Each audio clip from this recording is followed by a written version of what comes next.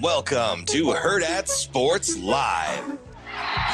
Bergen Riley closes it out, and the Huskers finish a perfect conference season, 20-0. Lateef Brown past the 30-yard line.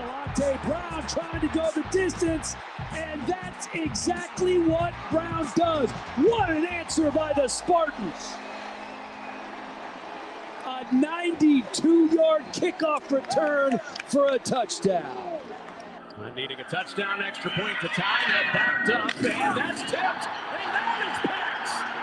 It's that man again, Miles Scott. Bryce Underwood, and it's intercepted. Davison in Prognosis. And that'll do it. 1st and 10, Husker 29, trips right. Shotgun snap, zone read handoff. Johnson swerves to the outside right, 30, 35, accelerate to the outside across midfield. There goes Johnson, 35, 30, 25, 20, foot race 10. Johnson stumbles, dives, touchdown, Huskers! 71 beautiful yards. But if I'm a fan right now, I'm walking away. I'm mad. So I can't. I'm walking away mad. I'm not saying I'm walking off the field. You know, some people are supporters. Like, good for them. Like they're passionate about this place. I love being the head coach of University of Nebraska. I love being in Nebraska because people are passionate about this. So I don't want my message to be anything other than, I don't want it to be hope and all. It's like, yeah, it wasn't good enough, man. But if I start going on positives, it's like, all right, Matt, you know. But I think today just has to be that. Please don't be like super toxic at the players, because I want them to just put it on me. Like, I'm in charge of this, you know. Like, Troy and them, they extended me, like they believe in what we're doing, and then all of a sudden we come down the stretch, we lose these last two games. I'm pissed off at myself. Good morning, welcome in Hurrdat Sports Live, presented by Centris Federal Credit Union. That's DB. I'm Ravi Lulla. We are back here at Hurrdat Sports Bar and Grill. What's up, DB? What is going on? Oh, what is going on? Is that like a neti pot, or is that a steamer for wrinkled clothes? I think it's a steamer for wrinkled clothes. That's what it looks like. Why is it in here?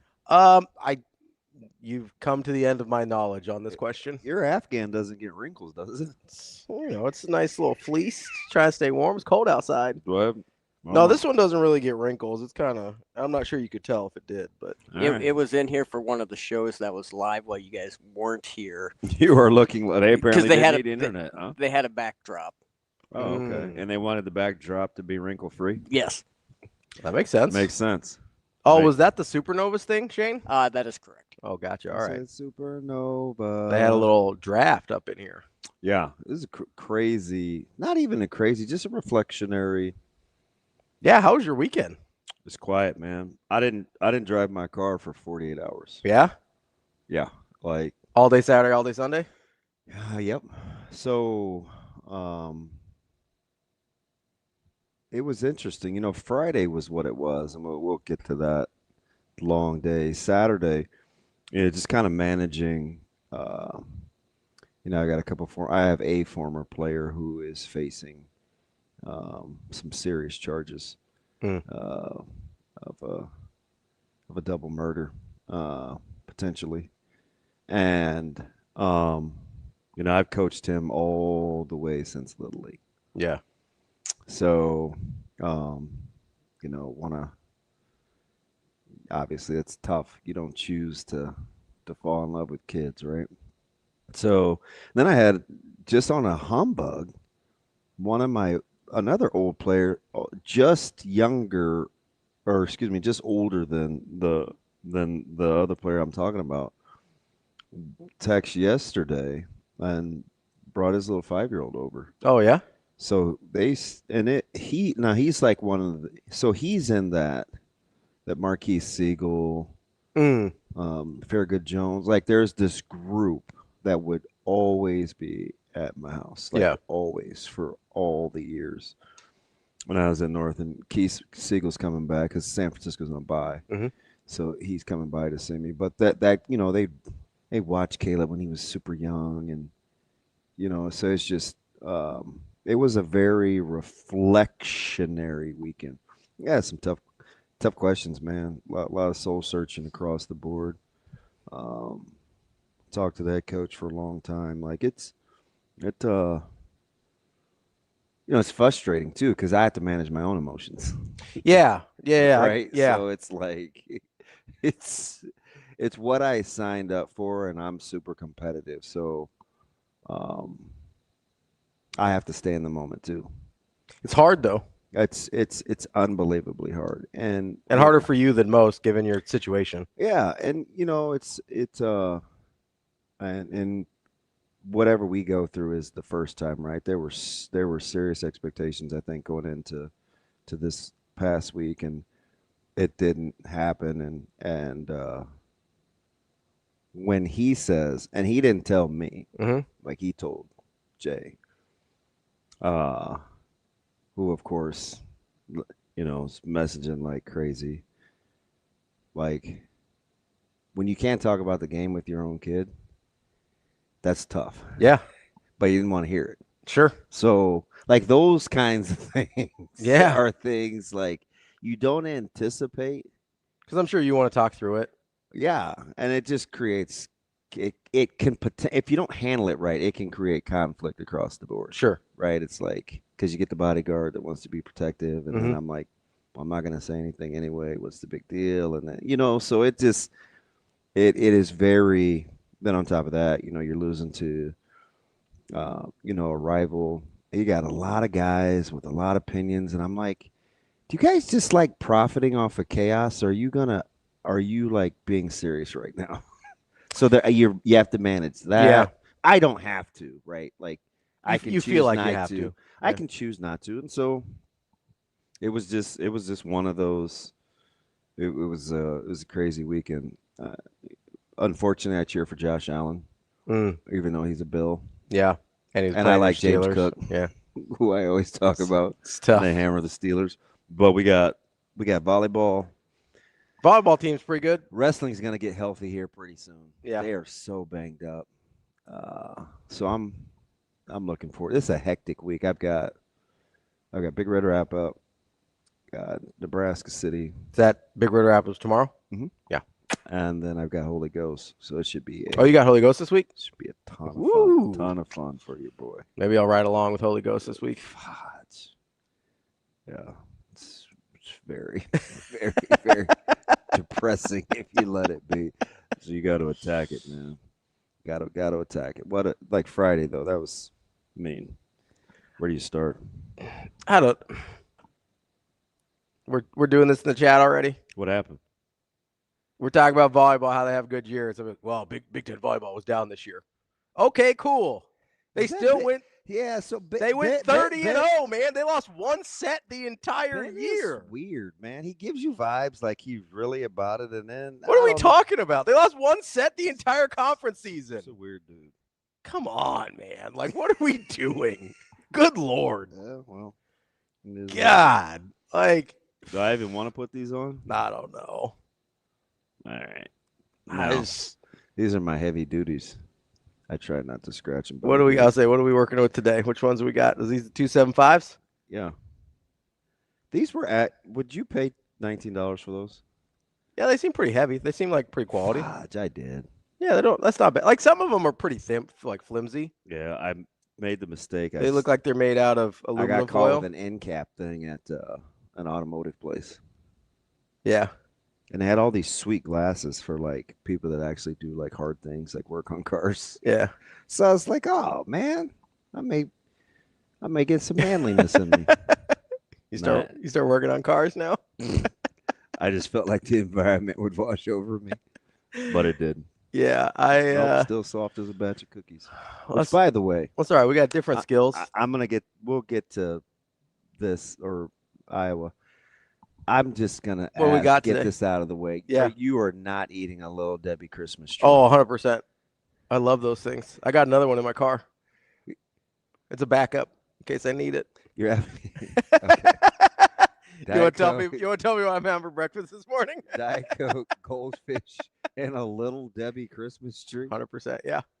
That's what we're on? Yeah. Wow. Ravi. Listen, sometimes I like wow. the goldfish give you a little saltiness because I don't always just want the sweet. Ooh. You know, Yeah. those Christmas trees go hard. I was though, so man. mad at myself. I had fast food on Friday. Did you? Yeah. What'd you have? I didn't even finish it. What'd you break down and get? Long John Silver's. Oh, it was like your twice a year? Once a year. I didn't even finish it. I ate the butterfly shrimp, a piece of fish, and a piece of chicken. Yeah. And that was it. No hush puppies for your boy? Nope. No nothing. No nothing? I left. I didn't eat the macaroni that came with it, and my buddy's little boy ate it yesterday. And I had put it in the fridge. Oh, there you go. Not trying to poison anybody else's kids. No, little DJ, he's a cutie. And everybody else was gone. They went to go see Caleb and Zoe and Jake. They went to go see Zootopia. Oh, yeah. Yeah, so it was just me, D-Ray, and DJ. Yeah? Yeah. This little dude was throwing all Buddha's toys all over the place, and Buddha's nuts. So my OCD was kicking in as this dog was just tearing through the house, and I was like, dude, let's calm down. But he was living his best life, and he's a cutie pie, so I let chaos happen momentarily. I was out yesterday, and I met one of my favorite strange dogs just in the wild. There's some stores that allow you to bring pets in. Yeah. And I ran into Which I don't understand. I mean, if it's like a retail store, who cares, I'm right? just saying a lot of black people don't do that. What? Can I tell you something? I don't want to tell on you here. He was black? No. What? He definitely was not black. Wow. Like he was pretty quiet. Okay. Cool dude. What were you going to tell me? Oh, well, I mean, I've seen you bring your dog into a public place where you're not supposed to have dogs. 100%. When you first got, I think it was Biggie, you brought him to Summer League. Like little puppy, you were carrying him. Oh, yeah. Yeah. Yeah. That was a minute ago. That'd be like a decade ago. It was. You didn't even know who I was then. I was like, what's DB walking around with a puppy for? Yeah, I must have been having a moment. I think I might have come. Was it at night? Yeah. I think I come straight from Aurora. Yeah. I'll say I think you had just gotten it. Yeah. I think just gotten it. Yeah. Because that. Yeah, I'm not that dude. I'm just saying. Although I went to go get some fish a couple months ago, and an older lady had her dog at the pet store, and it was a German Shepherd, and it momentarily got me through. Oh yeah. Yeah. Yeah. Well, you love German Shepherds too. I do. I follow this guy on TikTok he's a dog expert, and he was talking about top 5 dog breeds he would never train. Do you know what he put in the top 5? What? He put Huskies. Oh yeah, Huskies are a handful. I love Huskies. Oh, they're great dogs, but they're a lot. This guy is legit. Yeah. Huskies are too smart. Yeah, he goes, they're too smart. I never want to train and own a dog that always has freedom on its mind. Yeah, like it was. So anyway, yeah, I wouldn't do that. Yeah, but that was not my dog. So, well, that was Ashton's dog. You guys, the one that I saw was your dog, but I saw I know exactly what you're talking about. Yeah, because I was watching Summer League basketball.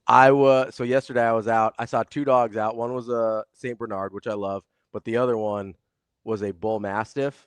I love. I used to. So I've kind of gravitated towards what I couldn't get. Mm-hmm.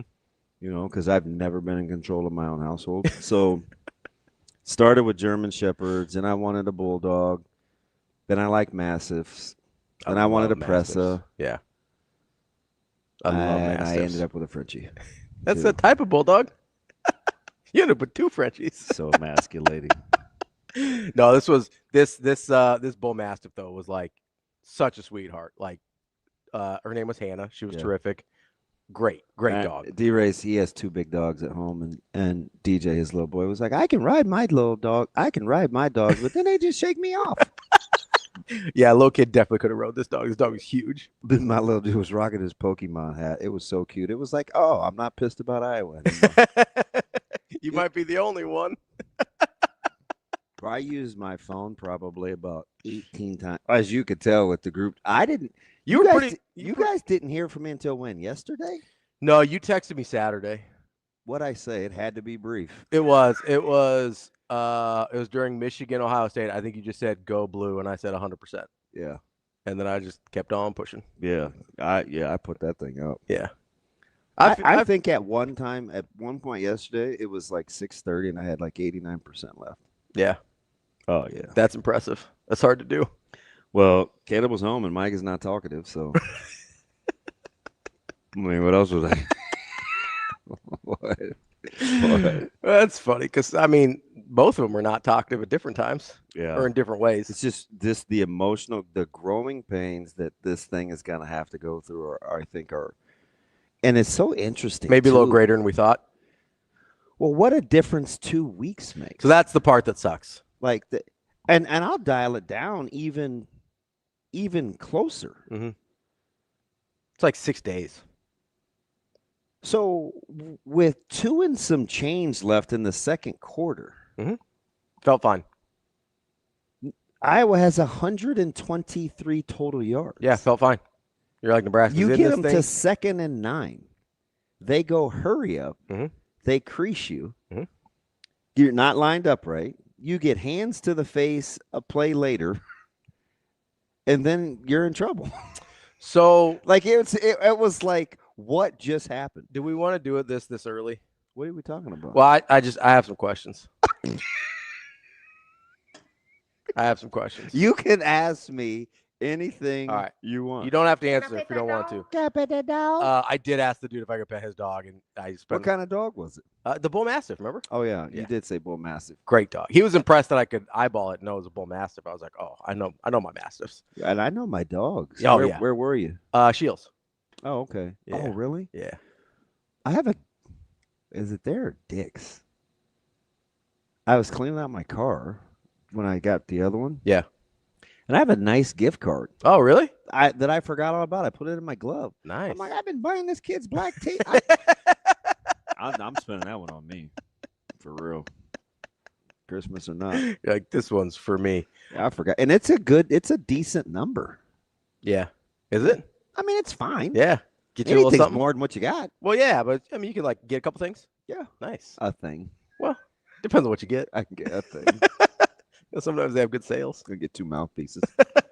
No, okay. So I've got some questions. If you're ready, are you settled in, dude? It's not gonna offend me. I know it's not. I'm ready to have some conversations about Butler. Yeah, they're warranted. It was bad. They're warranted, like really bad. And as you know, I defended him most of the season. I thought it was better than people gave it credit for, and the numbers backed it up. The last 2 weeks, I'm just like, what the hell are we doing, man? Yeah. And you know the thing that like finally got me, and I think you were sort of maybe around the barn hinting at this earlier. I can't figure, like, I assume he's the one that decides who plays. And I'm over that. Like, there's a lot of guys that play that I'm like, I don't know what we're doing, homie. Like, I don't know how many times you can see like a linebacker in the wrong spot, or a defensive lineman get washed out, or a late run fit, or somebody get fooled without a pump fake. And like, I don't know how many times you can watch that and not just say like, hey, I'm getting my ass kicked with you. I might as well try getting my ass kicked without you. See, that's how I felt. So I have to, yeah, we can have this conversation. Like that, if I'm being honest, that's where my initial, like, what are we doing here started, is the substitutions or lack thereof. And then it kind of went to, hey, seems a lot like the adjustments aren't there once somebody figures it out. Yeah, so I think, so we'll start here. Like, ultimately, I think, and I'm not even going to pull a Sipple. You know, Sipple be like, I got to be careful here. I don't really have to be careful, right? I mean, you can say whatever you want. I can say what I want. Yeah. And so there's 2 things. Number one, and I said this, people didn't like this, but it turns out to be true, right? So at the time when I said after Penn State, hey, listen, this is going to be people don't want to hear it, but it's like a character culture game. Yeah. That's all Iowa ever is. Yeah, always. A lot like Minnesota, frankly. It's all it ever is, which is why I'm always fearful that Nebraska struggles against teams that can do hard things Over and over. that are tough and over and over again. They just haven't been that team. So to that point, to your point, at some point, whether it's from a development standpoint, whether it's you want to play young player standpoint, whether it's whatever, you want to coach your way into having options, you have to play in such a way that gives you the most coaching options. If the coaching style or the scheme or the environment is such that it takes such an elite few and it doesn't whittle out or get the right elite, then you have to take a look at it. Yeah. So you can want to be site-based, you can adjust, you can want to site adjust, you can be comfortable doing things. But the fewer people that you have can pull that off, the worse you're going to be. The worse it's going to be. Yeah. So you have to revisit that. Now, I'm not one of those guys. I'm not dumb enough, and I've done this long enough to know I'm not just going to listen to narratives because somebody told me, right? So, Blackledge, bless his heart, I was messing with him at Penn State during the broadcast, because I met him at the Jet Awards. He was our guest speaker. Yeah. And I was like, I said, you even have former players repeating, like, hey, NFL guy, want to stop the pass first. Yeah. As though it's intentional to not want to stop the run. Right. It's not. So that's number one. I want to make that clear. The intent is to not stop the run. Yeah. That's a byproduct. That's not what they're trying. That's not what they're going for. Right. So, but again, people can make you dumber, and this isn't to Blackledge. This is for people that pair it without taking time to ask the questions. Hey, what's the design here defensively? Yeah. What's the desired outcome? Like, what's the desire? Yeah. What's the desired outcome? What are we trying to do? What are you trying to do? Yeah. So, with JB, I think I can see what he's trying to do. I do, actually. What I don't understand is it's kind of twofold. So it's not as linear as I'm going to say it. Okay. So other people will try to make it that linear.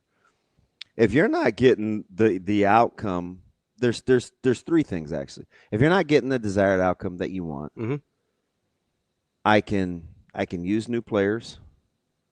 I could teach it different, or I could double down on the process.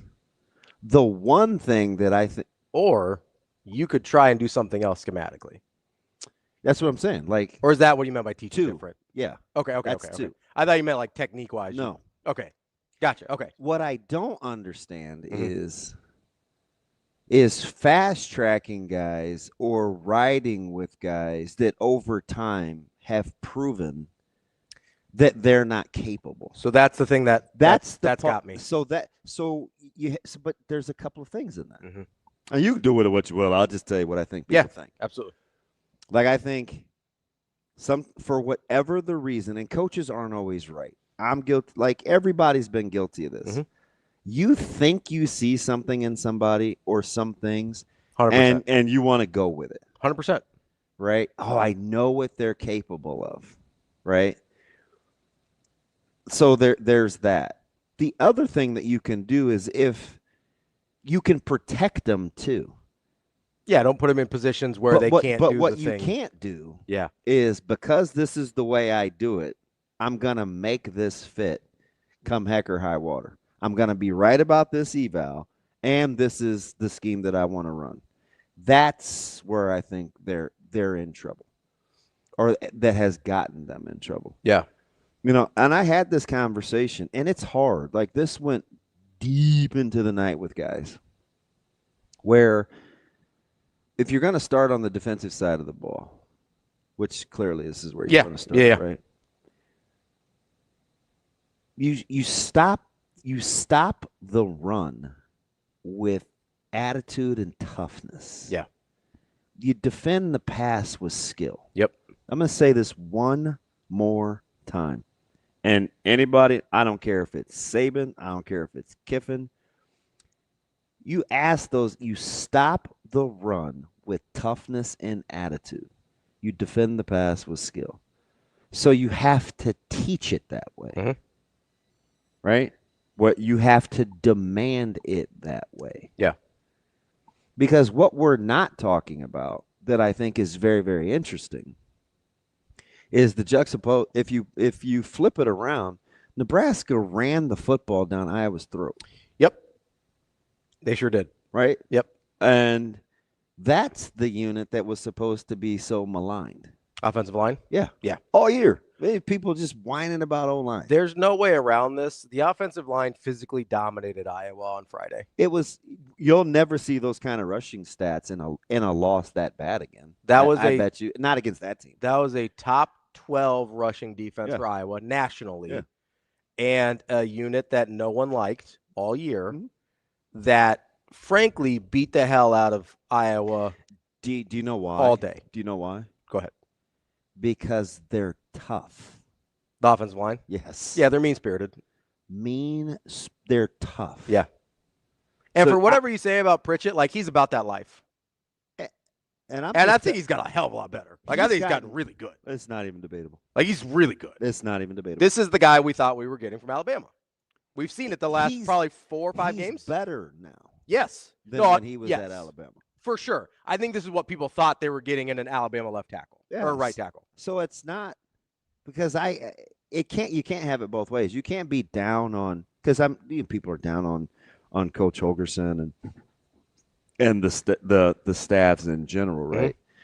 But you can't have it both ways. You can't be upset with like sequential play calling or whatever, and then say, like the offensive line is smoke and mirroring running the football. No, they were dominating. They were. It was so physical. They're manhandling them. And I'm not gonna go crazy. I'm not either. But like, you see the holes that were opened up. Like, I don't know how else to put it. There was some serious pad popping going on. Yeah, like they were giving it to him. See, that's what I want to have happen on the defensive side. Defensively. Yeah, it didn't at any point. Listen, when you're playing a puller, play it. Yeah, hammer him. When you're trying to get reached, be violent.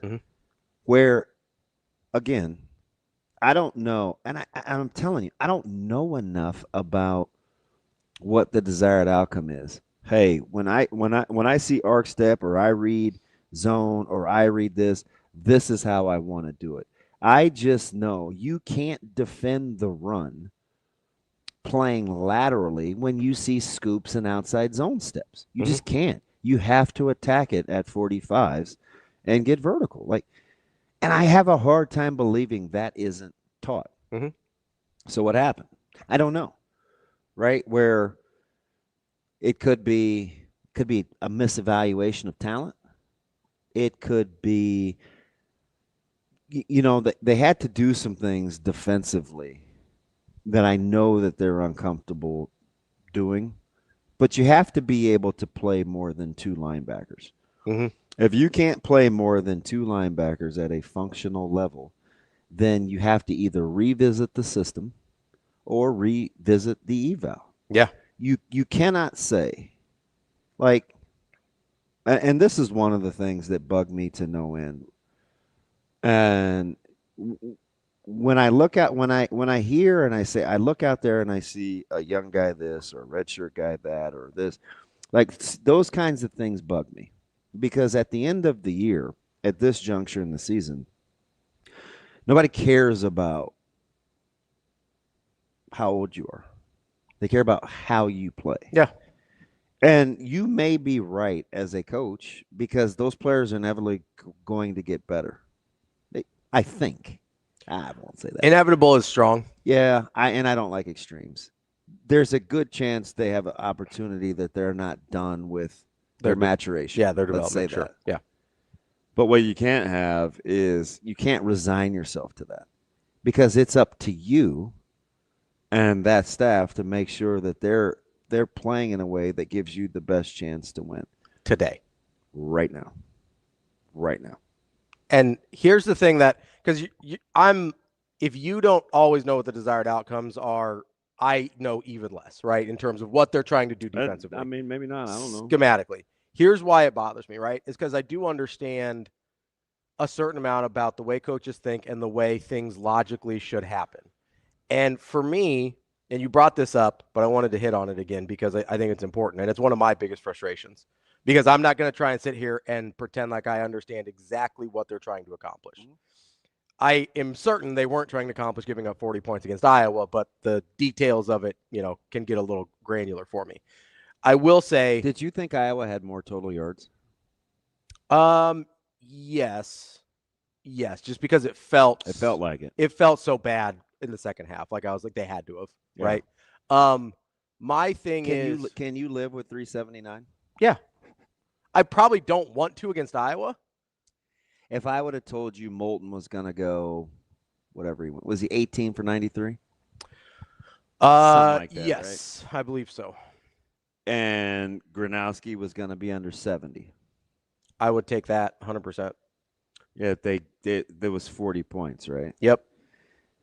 At the end of the day, we can nitpick, and this is going to be a fascinating day, right? 888-638-4876. All these people have all these strong opinions when, like, they're hammering on either social media or message board. Like, I think the easiest way to reconcile, like, people's thoughts is to, like, just talk about it. Yeah, have a discussion. Because it's easier for us to understand what you mean to navigate a discussion than it is just 50 characters or 60 characters.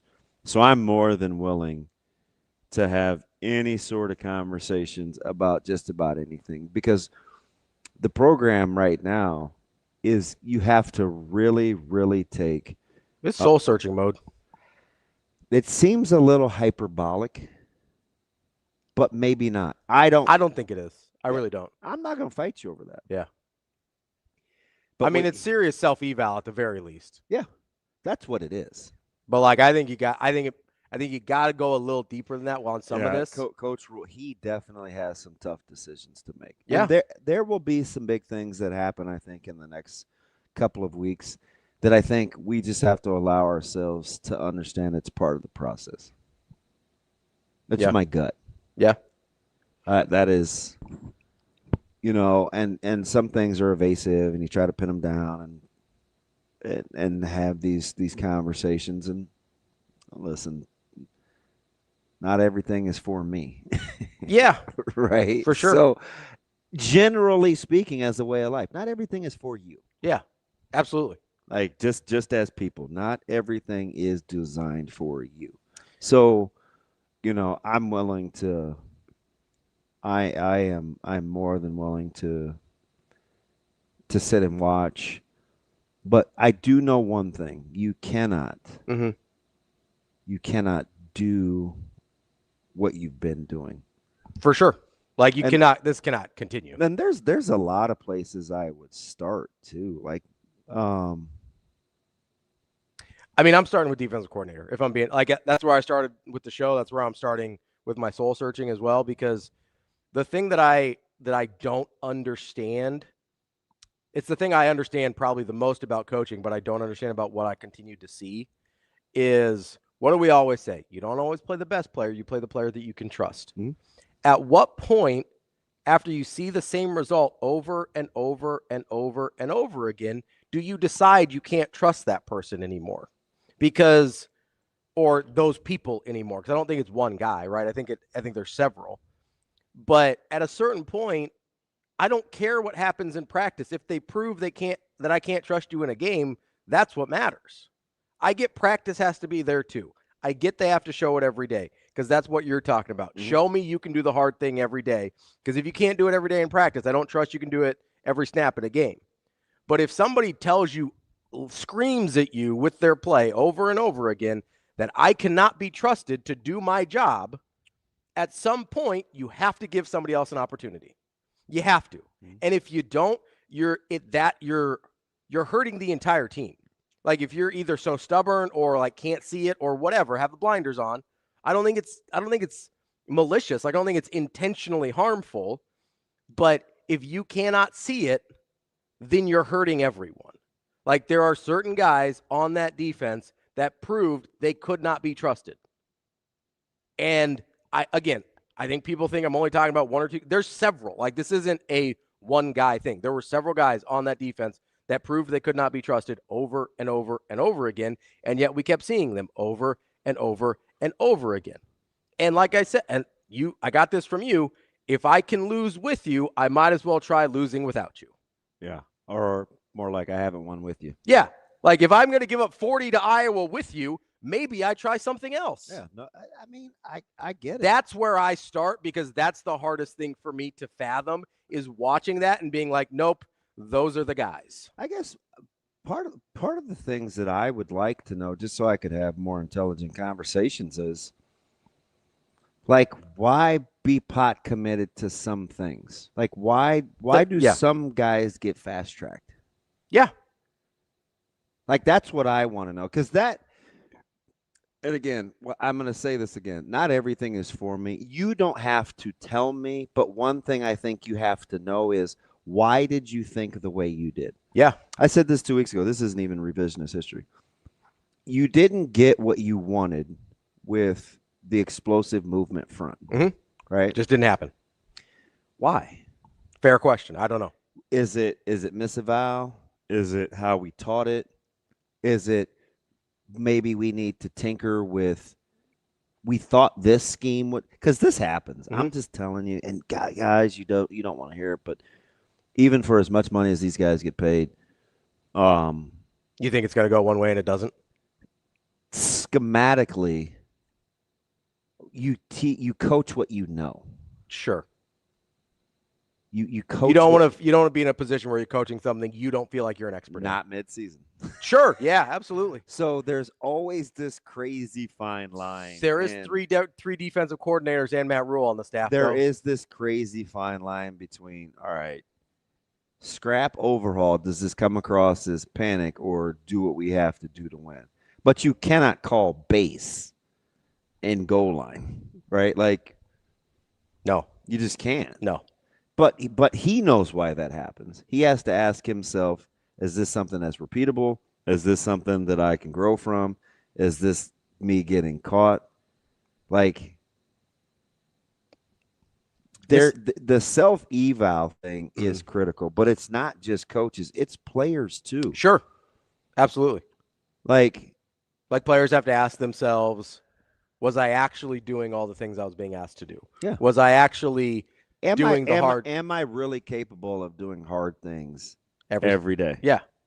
And if you think the answer is yes, and you feel like you're being honest with yourself, then that's probably when you start being like, okay, well, am I just not a good fit for this system? Am I, that's where you have to start asking those questions. Yeah. And it's always weird too. You never. So this is interesting, because I don't know. Everybody's different in terms of how they approach ball, right? Mm-hmm. But there are two distinct times that I can remember getting my teeth kicked in. And both times, the side that I was on acted the same way. So I go back to 96 in Tempe. Okay. Got our ass kicked. Yep. Up and down the field physically. Mm-hmm. I remember our warm-ups. I remember their warm-ups. Clearly. Pissed. I'm a captain too, so this is on me. Mm-hmm. And the rest of our guys, where these guys, they come out of the deal, they walk through our they walk through our warm-ups. We're stretching. Freaking Peter's losing his mind, and not enough guys were bothered by it. Mm-hmm. We got our ass whipped.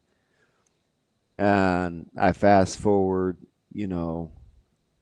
19 years later, we're getting ready to play Central, and we're loosey-goosey, and we got the music going, and man, Central didn't say one word. Not one. Walked out, warmed up. I'm like, man, I know these guys. Like, I grew up with these guys. Only two coaches said hello. It was Mackey and Coach Muhammad. Only two guys that spoke. Everybody else, mirrors in their pocket, practice looking hard. I'm like, cool, right? When I walked in before we kicked off, I'm like, fudge, man, these guys are dialed. Like they met during their warm-ups, before they went in, like they met. They didn't say one word. And they whipped our ass. Yeah. Right? So those two things stick in my mind. And I watch like just how people go about their business. And I have a hard time discerning between, do you know what's really coming, or are you just in your own zone? Yeah. At no point watching Iowa warm up Friday did I feel good about what was coming. Like at no point. So I don't know. Did that change when it started the way it did? And you're like, oh, Nebraska's kind of in this.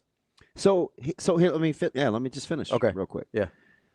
So when you're evaluating, can you do hard things every day? Yeah. Like players change, cultures change. Like Ja'Cory Barney isn't going to approach it the same way as, like, let's say Buddha Wright. Buddha isn't going to approach it the same way as Rocco Spindler. Right? So Nebraska comes out. They're moving the ball. Defensively, they look pretty solid. What Nebraska has to understand, or what I'd like to understand, is why does it not take very much for the wheels to come completely off?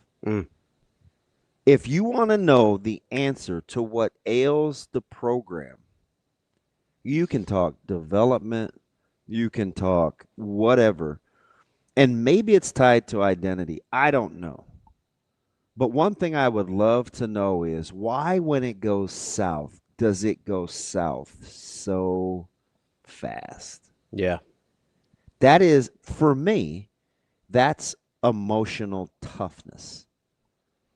But if I'm not emotionally tough, it could be a multitude of reasons. Is it the day-to-day rigor? Is it deep down how I'm wired? Is it the situations that I've been put in that kind of cultivate this external trigger or this response? Is it just insecurity? Could be.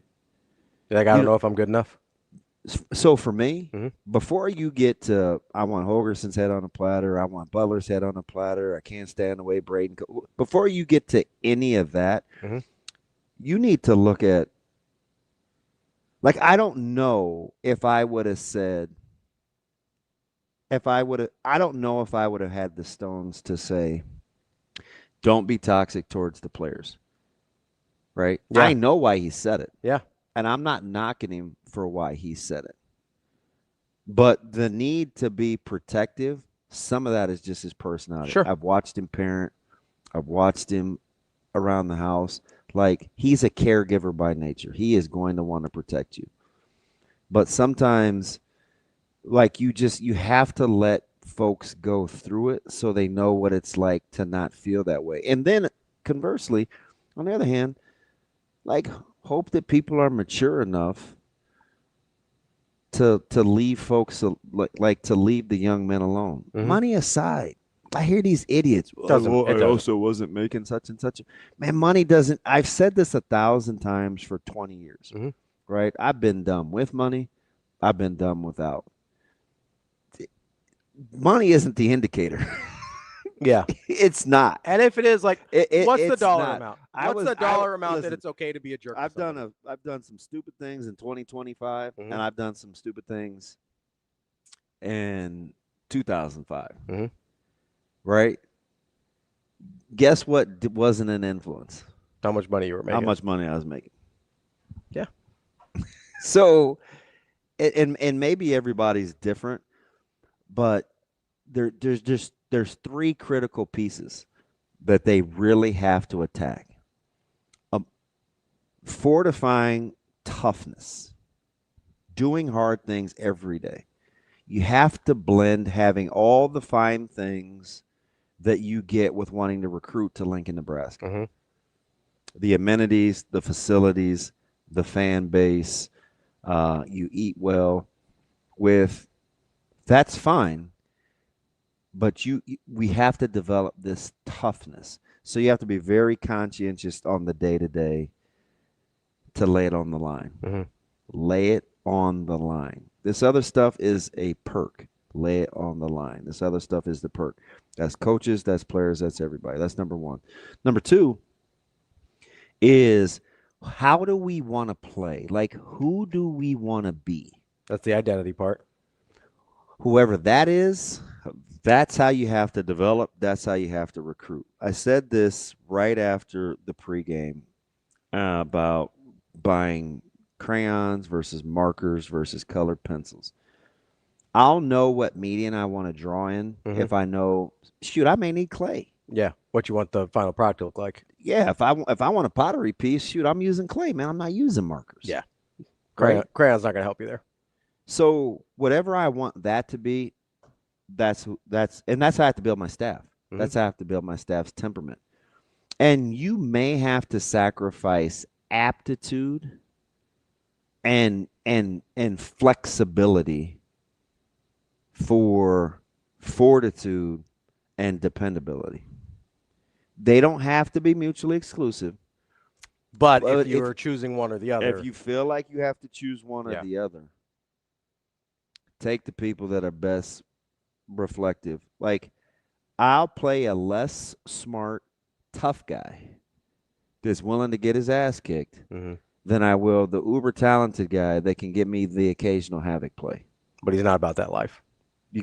In this conference, you have to be about that life. Yes. For as good as we think Ohio State is talented-wise, they were tougher than Michigan.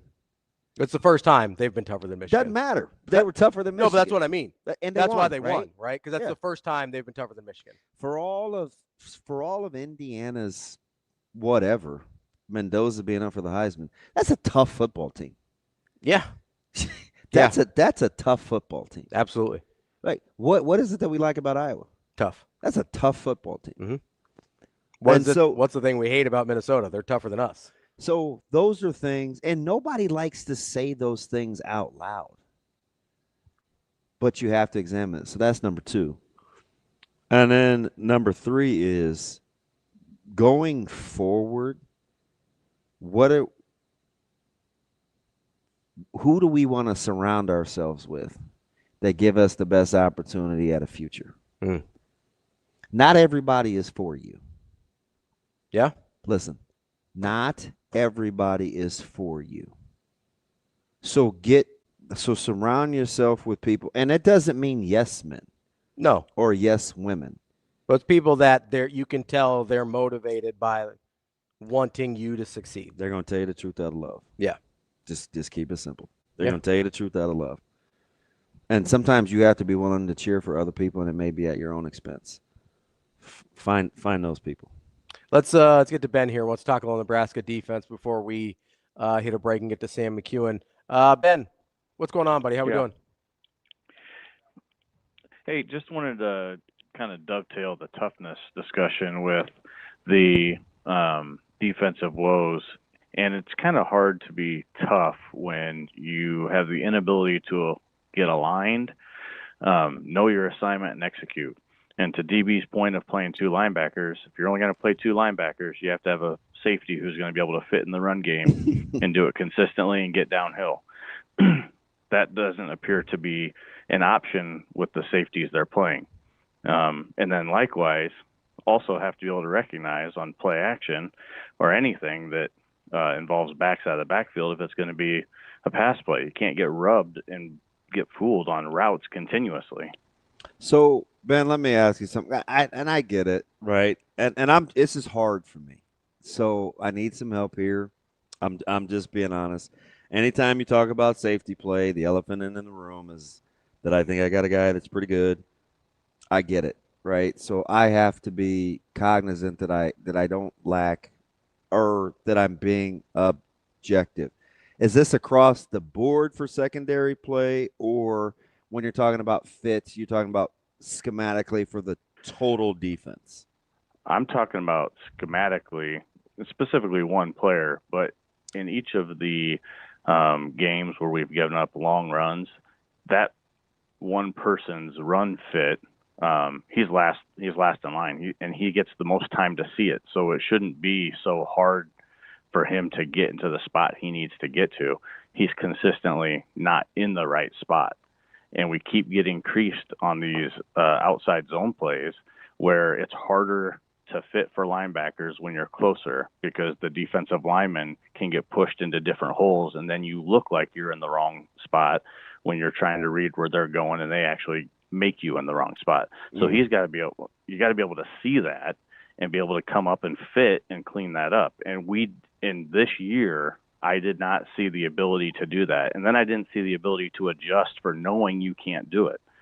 So there's two problems. Let me ask you one more thing.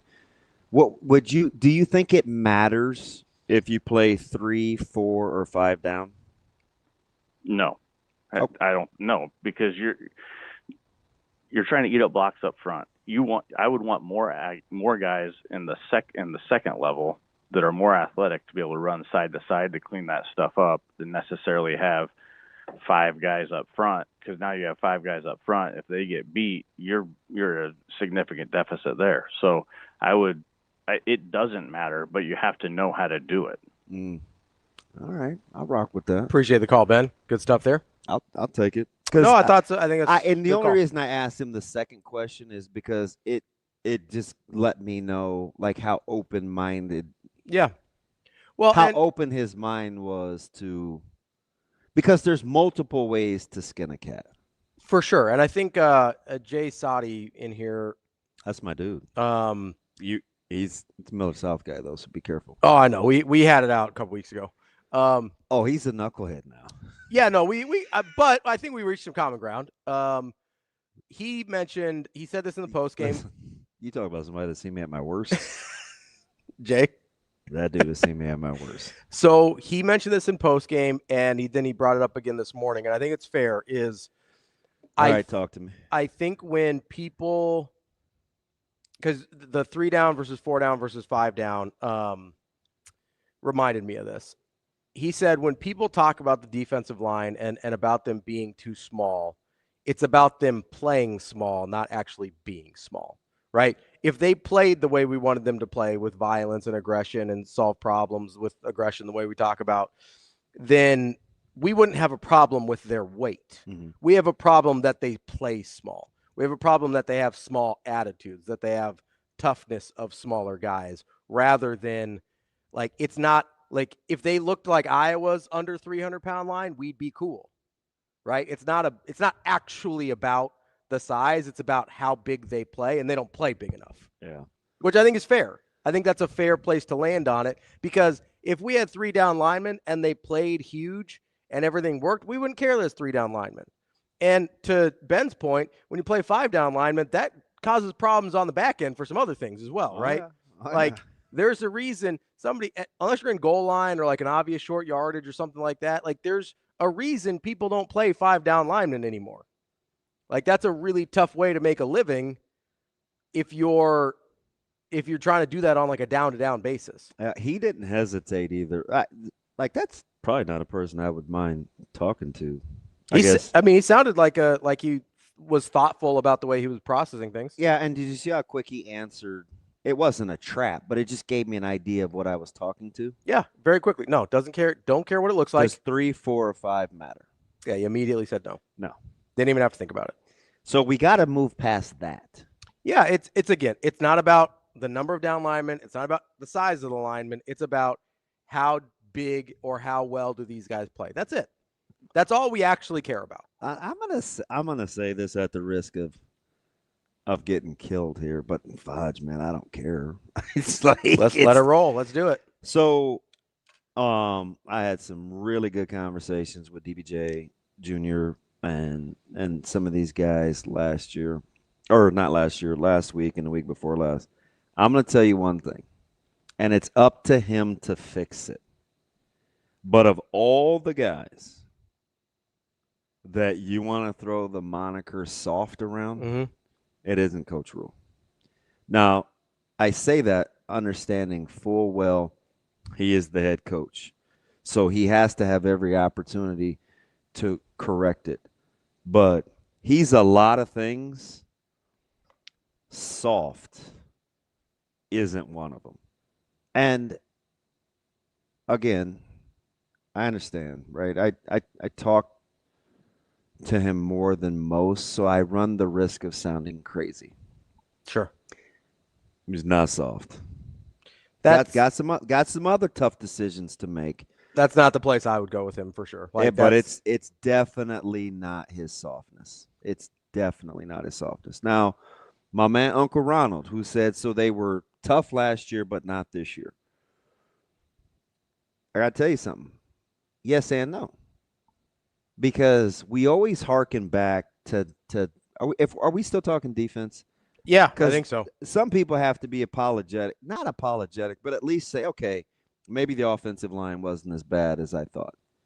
Because when we throw these monikers around, you have to be careful. And you have to be that we're not labeling everybody. You have to be specific because I don't think there's a chance. Whatever you felt about the offensive line, there's not a chance you can say they weren't tough or physical. Right? Like you don't get. They ran 4 plays. Right now, there were some sweet little wrinkles, like the pin pull, eye candy, the 2 false pullers. Like I like the motion. And listen, Emmett was doing work. But don't get me wrong, Emmett was doing work. That line is not soft.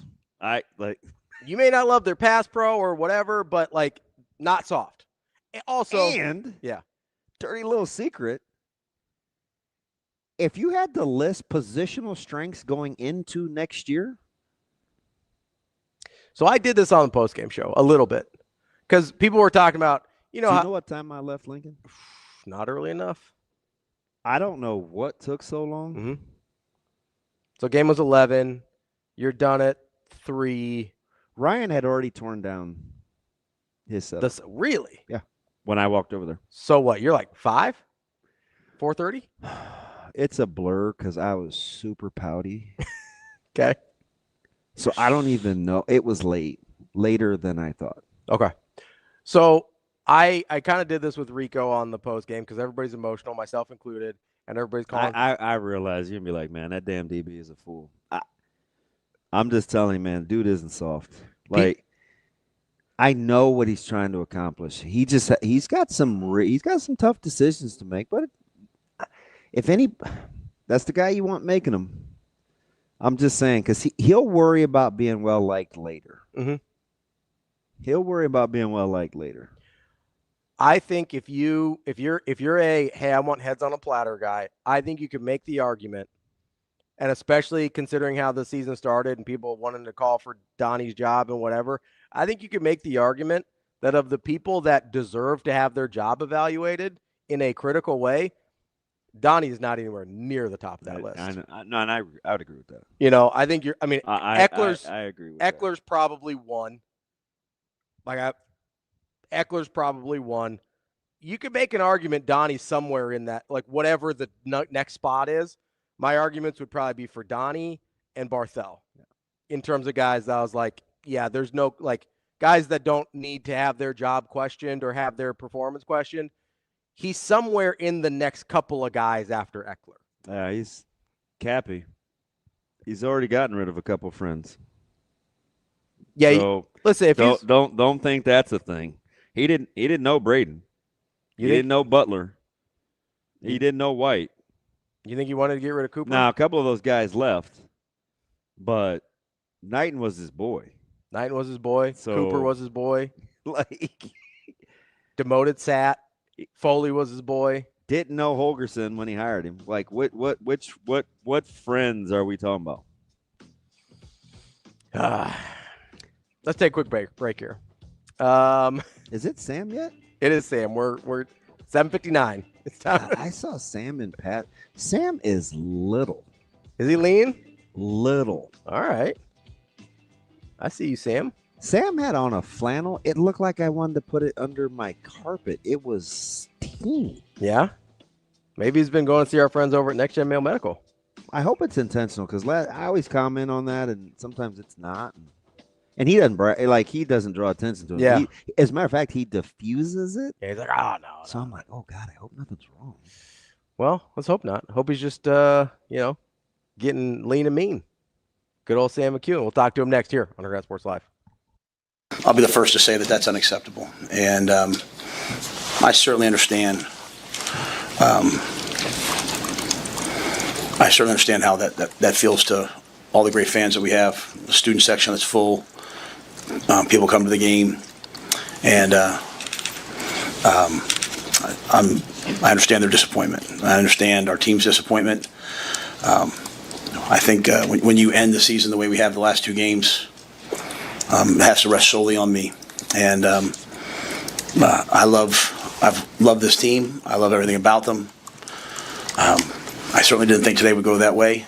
Thought we came out ready to play, and in the end, they were the better football team. So I don't shirk that. I own that.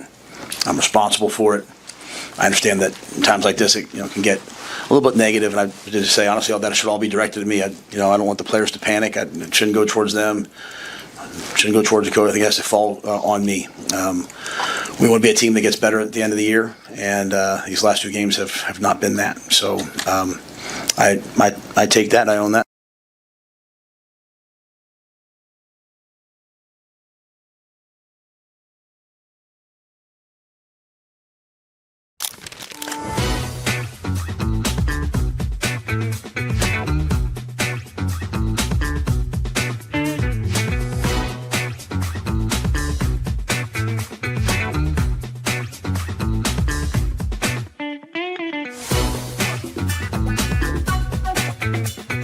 Speaking of Lexi Rodriguez, she's the all-time digs leader at Nebraska.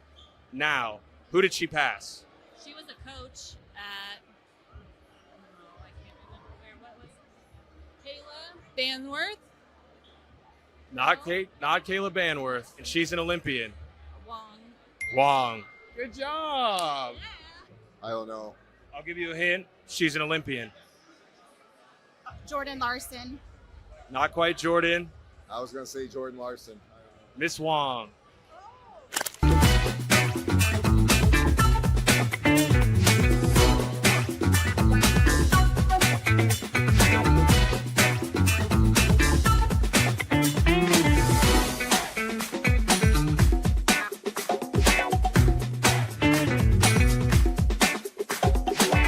No, believe me, we talked about that before the game, and certainly talked about it after the game. For whatever reason, in this building, we've not gotten off to the type of starts that we need to get our incredible crowd behind us. And on the road, we've gotten off to really good starts when we went and played in those neutral site games. And it's just not carrying over right now here. And then I just didn't like our resolve tonight and our resiliency when they threw the first punch. And a team like that, they're going to milk the clock when they get a lead, and they built that thing up to double digits. And I just didn't like our toughness. And they were chasing us and warring us through screens, which we're going to see, especially in these next three games. And I just didn't like how we handled it. And, we just kind of had that deer in headlights look. And finally, we had one deflection in 9 minutes. That's pathetic. And finally, we got it going a little bit. And it started with Kale's deflection, and it started with Braden Frager's block. And that got us going in transition. It got Price going. And I think we went in a 17-0 run to finish that half and to get the lead.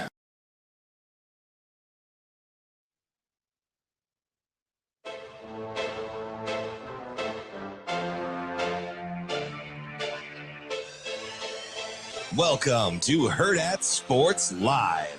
Meanwhile, ensuing kickoff is short, near right. Caden Weegan comes up.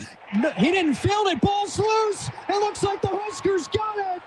Iowa was just standing around, and the Huskers got the ball.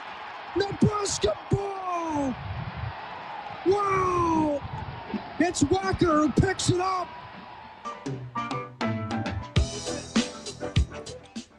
Welcome back, Hurrdat Sports Live, presented by Centris Federal Credit Union. That's DBM Ravi Lulla here at Hurrdat Sports Bar and Grill. We are joined now by Sam McKEWON from the Omaha World Herald. Sam, how are we doing this morning?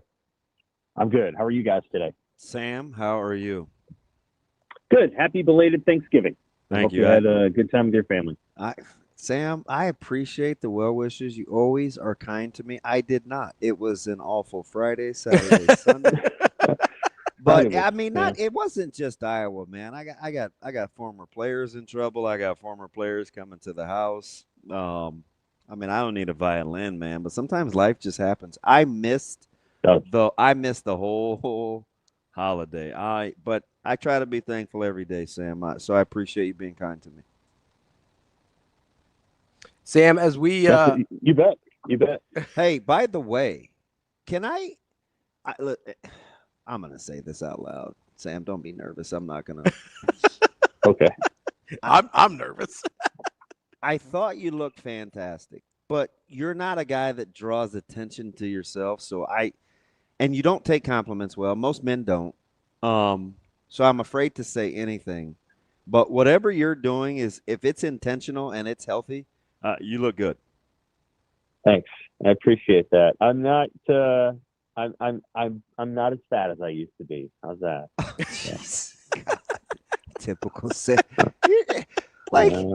I mean, you could ruin a wet dream, Sam. Like, why are you peeing in my Wheaties? Can't I just be kind and you take it? Like, no, that's exactly what you're talking about. Fudge. I'll tell you what. I did get a good haircut. Oh God. Okay, stop. I did last week. I did. I got a good haircut on Wednesday of last week. Nope. I hate chocolate anyway. No more s'mores for us. We're done. No kumbaya. No fire. True. I got a good one. So thank you. No. And you were great too. It was good to see the Heisman Trophy winner too in the press box. It's just always good to have him around. Yeah, he was. It was funny. He was. I felt bad because he's So one of the things that I love about him is he's really, really, really tough. So we got finished. We got finished with the pregame show, or the pregame show, and Jessica and I do the hit on the field, and it's like we do it early, so it's probably 9:30, and he's on the field, and his back's to me, and Jessica gets done with her hit, and a young lady comes over and she goes, "I hate to interrupt you guys, but is that Eric Crouch behind us?" And so I looked over my left shoulder. And I was like, I think that's EC. But he had on the old Nebraska. He had on the old bomber jacket. But he had on the sweet boots. Like, super sweet. So I was like, oh my God. I said, I think that's EC. So I went over, and we get along really, really well. And I was like, hey, man. I was like, what are you doing? He's like, oh, I'm doing the coin toss and this, that, and the other. I was like, man, come inside. I'm like, stop. Like, you don't have to be here this early. Like, I said, we'll take you up through the back way, yada, yada, yada. And so that's where we were coming from when I saw you. Yeah, no, he had been out there for 30 minutes. He's tough, for sure. One of the toughest players that ever came through Nebraska. I agree. For I sure. agree. I know there was somebody who said they were the best quarterback ever to come out of the state, and from a high school statistics perspective, I understand that. I think if you want to go the longest view possible, you want to consider winning a Heisman, because that's what Eric did. So, and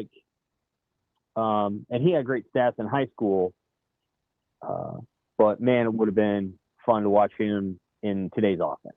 In a spread offense where you're able to throw, not that what we were running at Lower North was bad. It won a lot of football games, so I don't want to knock it at all. But I think if he had been in that kind of offense, I think the numbers he would have put up would have been pretty special, because you try tackling him out of the shotgun on a zone read, and I just don't think that was going very well. And so anyway, he's still the gold standard. His toughness was incredible. Oh yeah, and at Nebraska, there's always Tommy Frazier is always going to occupy that top spot. He was the ultimate winner for sure, but there's an argument to be made about Eric's skill set and the things that he was able to do as a runner. He was an incredible player and absolutely deserved the Heisman the year he got it. So felt like Tommy deserved it his year too. But most of the people must have voted before Ohio State lost to Michigan. That must have been what happened, because I'm like, really? I remember, I couldn't believe that Eddie George won the Heisman in '95. And I think if everybody had a chance to vote over again, they would have voted Tommy to be the the runaway winner, but unfortunately he finished second. Let me ask you something, Sam. We've thrown around the word toughness since last Friday, right? And it was kind of being talked about a little bit, leaving State College, and so along those lines, humor me here. When you talk about toughness, which one needs to reveal itself more, in your opinion, and how closely tied are they? Decisions that Coach Rule may or may not have to make in the offseason, or the way in which you want to see them hang in there in difficult situations during the course of a season? Well, I think there's a lot of conversation to be had related to. So again, like, questioning toughness is kind of like questioning effort. It's a slippery slope. I agree. Right. I don't think that Nebraska is not tough. I don't think that. I think that, and I kind of wrote some of this in the column today. We don't have the paper on Mondays, but people will be able to read it in print on Tuesdays, and then they can read it online right now. I think that Nebraska could stand to reorient or redefine where its identity in a program lies. And so I think if you look at Iowa produces great defensive backs, like great ones that go to the NFL and play a long time. But their identity is rooted in their offensive and defensive line. I feel like Nebraska's identity a little bit is rooted in the skill guys. And I think that's something that they need to at least examine. You looked at the captains, they elected 6, and 5 of them are related to throwing or defending the pass. And you have 1 lineman, and you don't have any running backs. Best player on the team didn't get a single-digit jersey, didn't get a captaincy. In hindsight, that's probably something they could have revisited.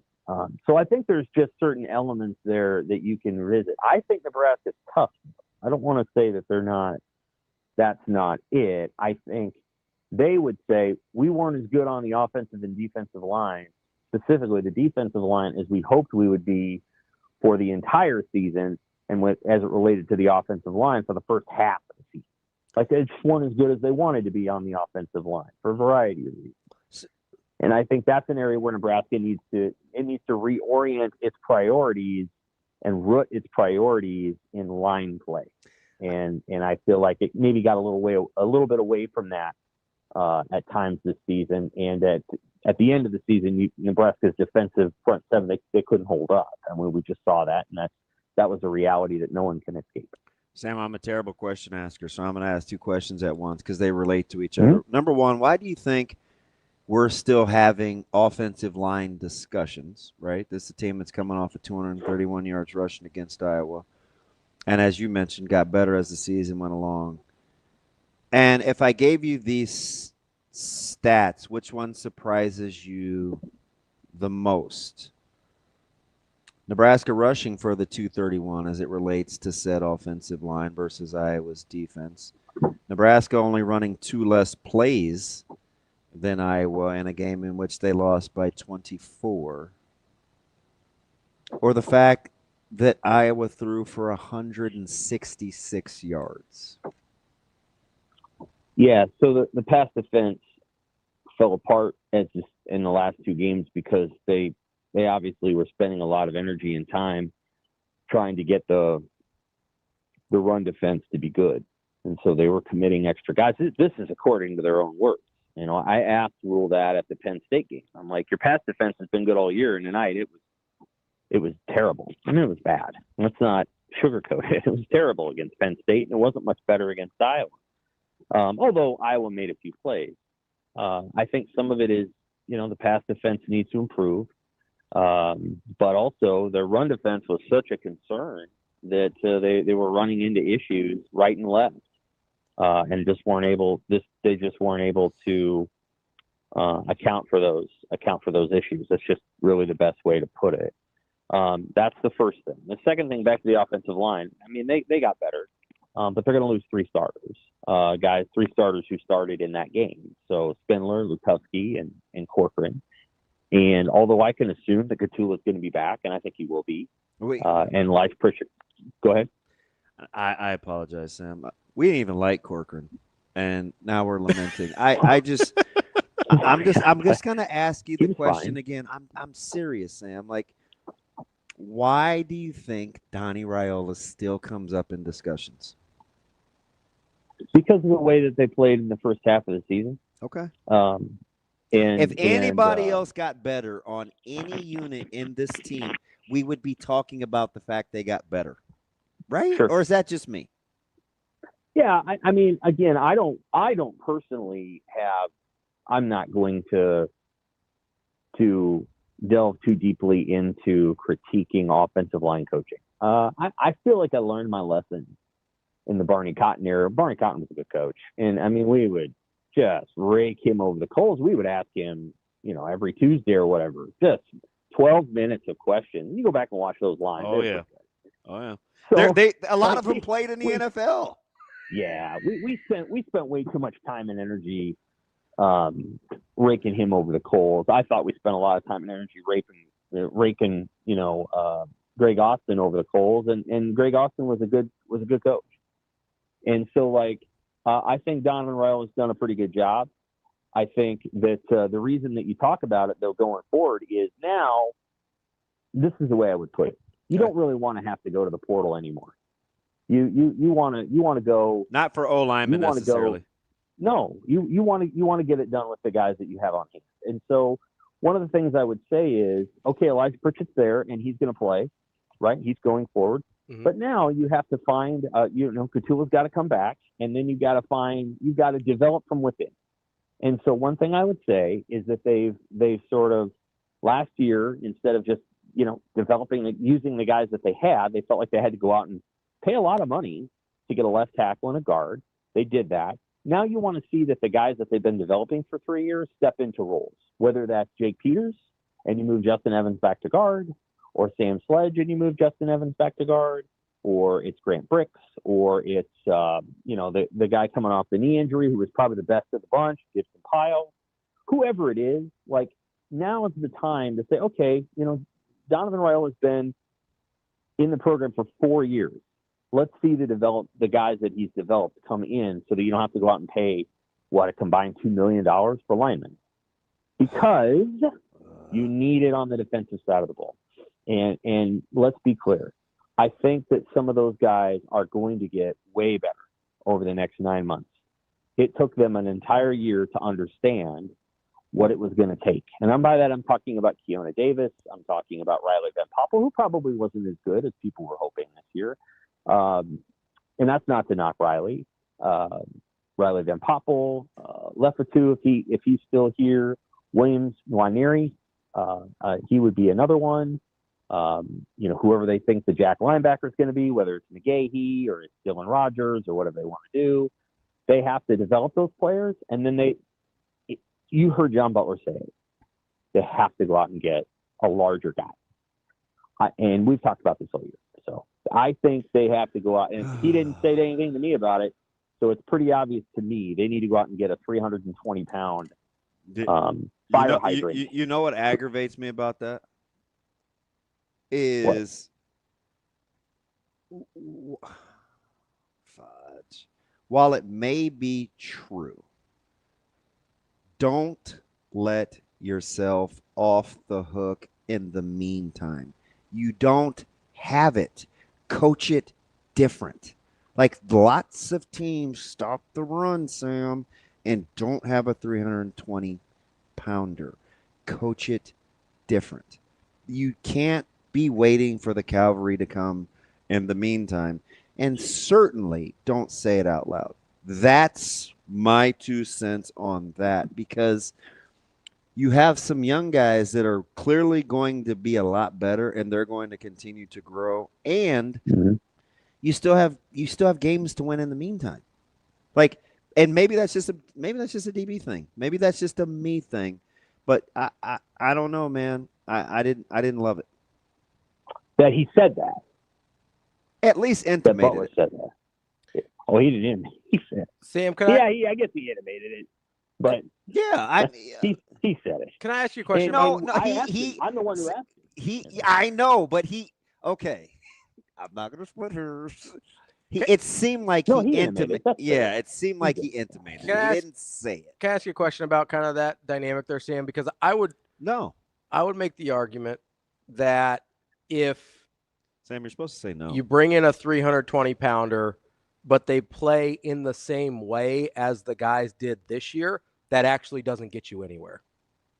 Like if they play with kind of the lack of violence that the defensive line played with at times this year, that having the extra 20 pounds probably doesn't help you that much. Is that fair? Right. That's possible. Yeah, I think that's fair. I think you can coach it differently. I think, they want a movement defense, so they're going to have to think about all those things too. Like if you want a defense that maybe you have a different scheme, or maybe you choose to play it a little bit differently. Maybe you have a four-man. I mean, Iowa isn't using a 325-pound guy, but they have a four-man front. And so, when you have a four-man front, you can have a Khalil Davis at 297 or whatever it is. And Nebraska was using a four-man front, and a three-man front, and a five-man front. They're trying to do all kinds of things. Well, Indiana seems to do it just fine. They do. They do. I think Indiana had some good football players in their program when Cignetti got there. That helps them, and they have a very, very good middle linebacker. So I think linebacker play helps too. Like linebackers can help a defensive line look better than that defensive line might be, and I think that's probably part of what happened on this season. Is their linebacker play can get better. I think the loss of John Bullock, and I think Javen Wright had a good season for sure, but the loss of John Bullock is a big deal, and they kind of underplayed it. And the loss of MJ Sherman was a big deal, really big. He didn't come up much this year, really big. From in anybody's conversation, but his ability to set the edge. So he was the edge setter. Whatever the larger goal was with adding McCullough, I don't know that they got all the way there. And he's a great guy, God, if I had McCullough one more year. Sam, let me ask you but something. They don't, Yeah, I know, right? They took him knowing what was going to happen. Yeah. Let me ask you something, Sam. If you're kind of looking at this deal and you're watching the way that it played out against Iowa, and I said in the pregame, and I said it to Ravi last week, and I want to know what your thoughts were, if you can be revisionist here. I said in a game like this, where you running is going to be at a premium, I still think it may boil down, if you take care of the ball, it may boil down to 50-50 balls and winning outside the numbers. I get it. You got a chance to see the game, but could I have sold you on that if you hadn't watched the game played out? Because I think it absolutely played out in that way to some degree. Repeat the first part of that question. Winning 50-50 balls was going to be paramount, even outside the numbers, even though you were playing two teams that wanted to run the ball. Yes. Yep. If you're talking Nebraska's defense to those offenses, yes. And both ways. Nebraska's offense. Yeah, both ways. Yeah, both ways. Because that's how I saw SC come back against Iowa, right? Like Maeva, he just said, "Hey guys, go win this." They weren't open, right? But they won those balls. For sure. What I would say, Damon, is I asked Rule about this in the postgame. I guess I didn't ask it in the right way. I said, "Were your receivers competitive enough?" And he thought I meant effort, and I didn't mean that. I meant when the ball was in the air, did they do everything they could do to go win that play? And I didn't feel like they did. And so that was certainly an issue. And again, it's a program that has that's put a lot of time and energy into recruiting transfer portal receivers. And so, one of those guys as a captain, your captain's got to go and make plays on senior day. And so I just think there's some things that they can work on And we haven't even begun the conversation about Dylan Raiola versus TJ Lateef. Because is there a conversation to be had there? Yes, there is. There is. And it's going to probably come to a head in the next several weeks. Like, you got to figure out if Dylan Raiola is going to be here. Because that does change the way that you want to do things. And I think, you can look at it a couple of different ways. But setting that conversation aside, this is a program that still needs to be really, really good up front on both sides of the ball. They have to root their identity there. And I think there's still an understanding that I think you guys back in the day had with Colorado. Back then it would have been Colorado. Have to understand the level of hatred and whatever that the other team has for you. And I know Colorado hated you guys, and I think it was reciprocal the other way. And I just don't know that Nebraska really grasps yet how much whatever Iowa has for this game. Like, it's serious. And I still feel like Nebraska is still like, yeah, it's a big game, and let's talk about seniors and guys who are hurt. No, man, this has got to be a game where it's like it's got to be more than that. And I think Iowa treats it like that. I listened to PJ Fleck do a press conference 2 weeks ago, and he said we have 3 rival games, and actually Nebraska's a rival. And I'm like, yeah, they are. To that guy, for whatever reason, he has an insane amount of energy focused on beating Nebraska. PJ Fleck does. And so, like, understanding what these other teams feel about you and matching their intensity and matching their whatever for 4 quarters is the next step for Nebraska. And I actually feel like Rule kind of got this program there in his first year, and it feels like they slid back a little bit. So you wonder what happened. Yeah, I think a lot of those guys were just they weren't ready to know better. Listen, it's not an excuse. That's an explanation. Like, I don't think, man, I'm just telling you, until you feel what it feels like to play against Iowa, you don't know. You could talk about it till you're blue in the face, man. They love kicking your teeth in. Mm-hmm. Like, you just you have to understand what Minnesota enjoys doing when they're doing it. They play different against you than they did all year. Yeah. I asked Brandon Riley this 12 years ago, Sam, and he's like, "Oh no, like, I get it. It's just different when you play those guys." And I'm like, it just is, and it's something I think you have to feel, and you think you know until it actually happens to you. Like, when somebody hates you that much that they're willing to do whatever it takes to enjoy it. I mean, listen to how they talk. Like, there's just something about them enjoying what they do. I think Nebraska's got to reach that. And again, I actually thought in year one, the way that Nebraska hit in its first game against Minnesota and its last game against Iowa, it's like, you know what? The offense is a mess. You feel for Jeff Sims. He never quite figured it out. He got hurt, all these other things. Heinrich Harburg gave every last ounce of sweat that he had. The offense is a mess. But once they fix that, they got the other thing, which is they'll hit you and they'll hurt you. And it felt like this year that actually eroded a little bit. And I think that's something that's probably the byproduct of a younger defense up front. But it's Emmett Johnson best exemplified that I will do anything I have to do in order to make a play. And again, that for whatever reason, his teammates didn't identify that before the season. Whoa. You mean as the season went on or before the season? Before the season. You don't think that they understood what they needed to do? What teammates didn't elect him a captain. Oh, you're talking about captaincy. Being appreciative of what he brought to the table. Right. Okay. Thought a transfer wide receiver brought more. And maybe that's you got too many receivers and too many DBs, and they tilt the voting log, and you got to tweak that. I'm not kidding. Like, you can't. That happened. Like, this is an interesting. That can happen. I never thought about it until you just said it. Yeah, I get it. I'm not down on you. If you got 24 DBs or whatever, just the whole. I don't know. You know what I think? That's the area where it's like you're going to have, you have your first year of captains. You got 6 of them. Here's the thing. 3 are DBs, and one is the quarterback. One is a receiver who just got there. and one is an offensive lineman. You don't have David Wright's been there 7 years. He's not one of those guys. Do you know what I think it is? You know what I think it the is? numbers of players on the team that are represented at those positions. No, that's why you gotta tweak that formula, and you can't just okay. Would you like to listen to another hypothesis? Yes, I do.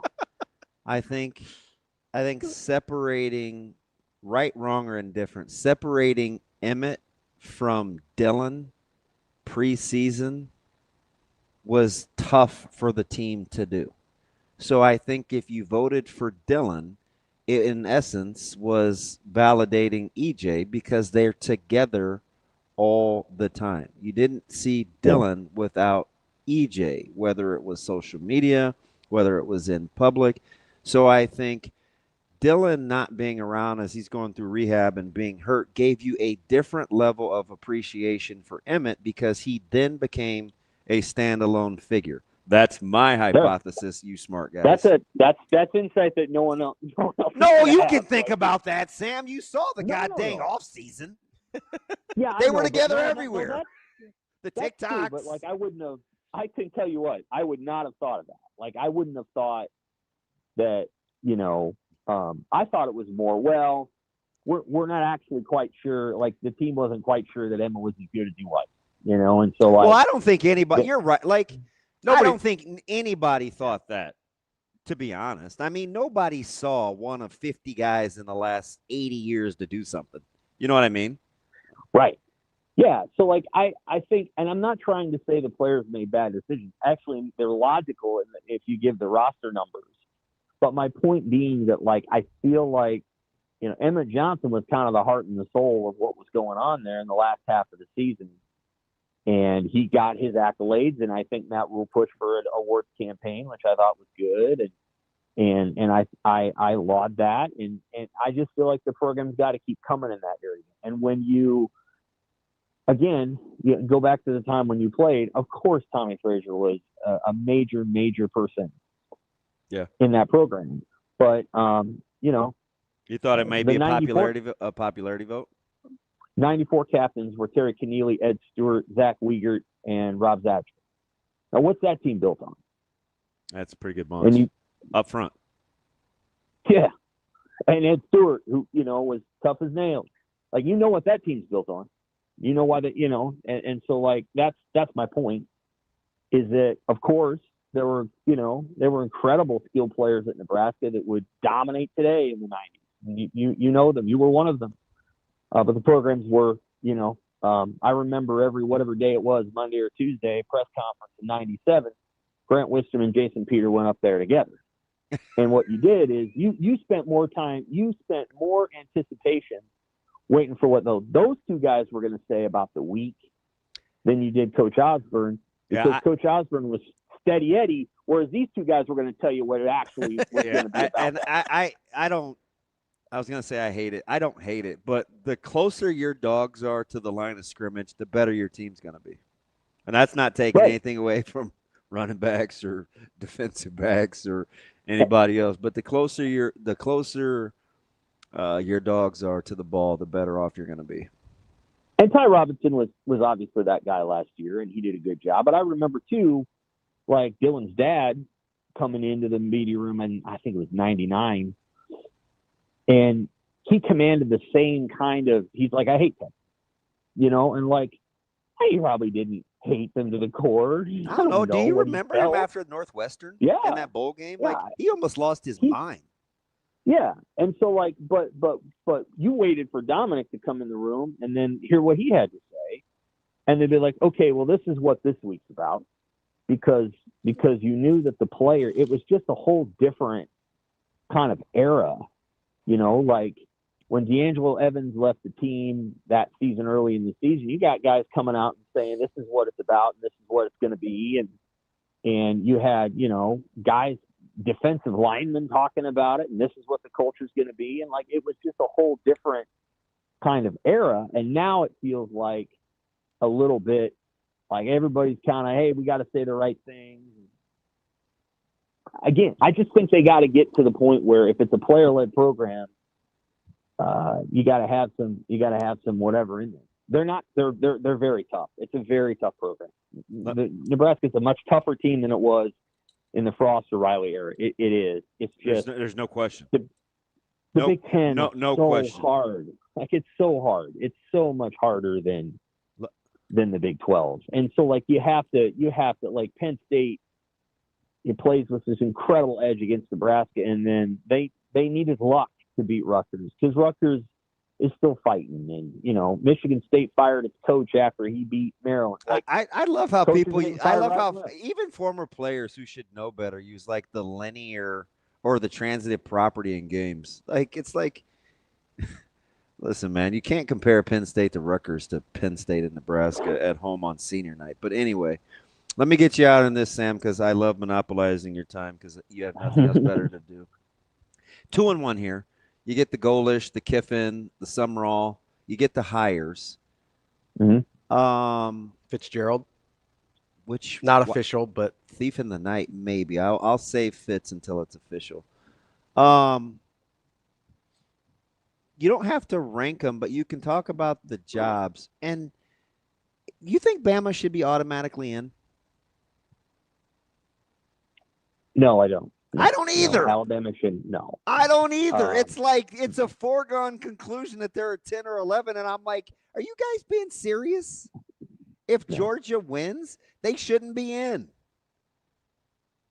Unless it's like a less second.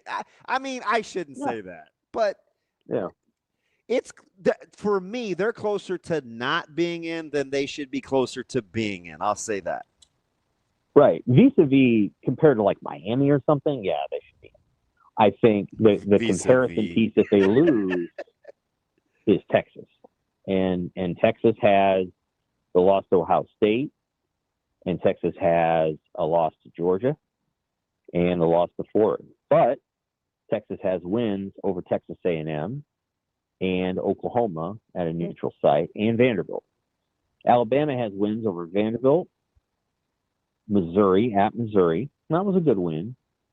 And at Georgia. So the question becomes, it's very, very close. And if you're going to tell me to pick one and just like I'm just watching the football programs, I would pick Texas. But that's assuming that Alabama loses to Georgia by 10 or 17 or something. So that would be my assumption. I like Texas a little bit more.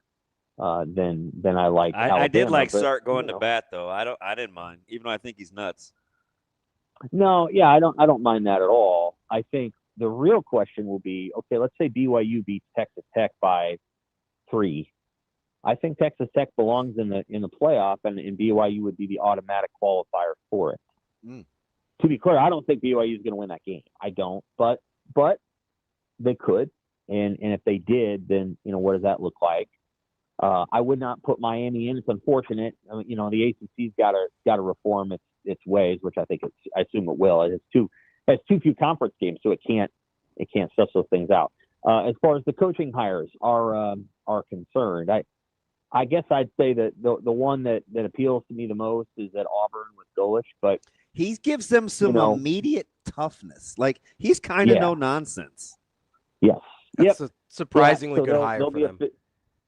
There'll be a physical component to that. Kentucky hired Will Stein, which is I think they did, or at least he seemed to put something out that he was going there, which I think is a pretty good hire for Kentucky. And then you have LSU and Lane Kiffin, and I think that's an interesting hire, and he's obviously a hell of a play caller, and apparently a really good recruiter. Doesn't have to do it out of the portal now. Nope. So we'll see what he's able to do there, and he obviously left Ole Miss in a weird spot, and he'll have to make up for that. I think Pat Fitzgerald at Michigan State if that happens, is at least puts Michigan State in the conversation for outslugging you. Because I think that's something that Fitzgerald will build into the culture of that program. Is they'll play defense and they'll be tough. But we'll see. He's been out of the game for a couple of years. However people feel about his departure from the game, when he comes back in? Is he, and he's doing it for a program he didn't play for? What does that look like? And is he able to get? And then who's Penn State going to hire? So if Penn State hires Kalani Sitake, I think that would be, for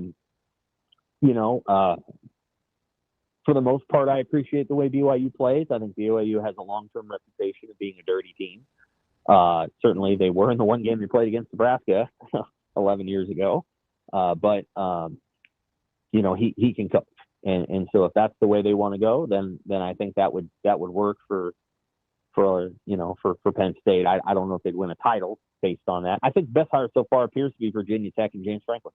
I think James Franklin will recruit his mind out of his mind there, and he will do literally everything he can to win really big there. He is driven by some sort of chip on his shoulder that I don't know that anyone, especially me, understands. And I think he will do very well at Virginia Tech. I think he will push that program as hard as it possibly can go, and they will win games because of that. That is Sam McKEWON from the Omaha World Herald. Sam, appreciate the time as always. We'll talk to you next week. All right, take care. Thanks, Sam.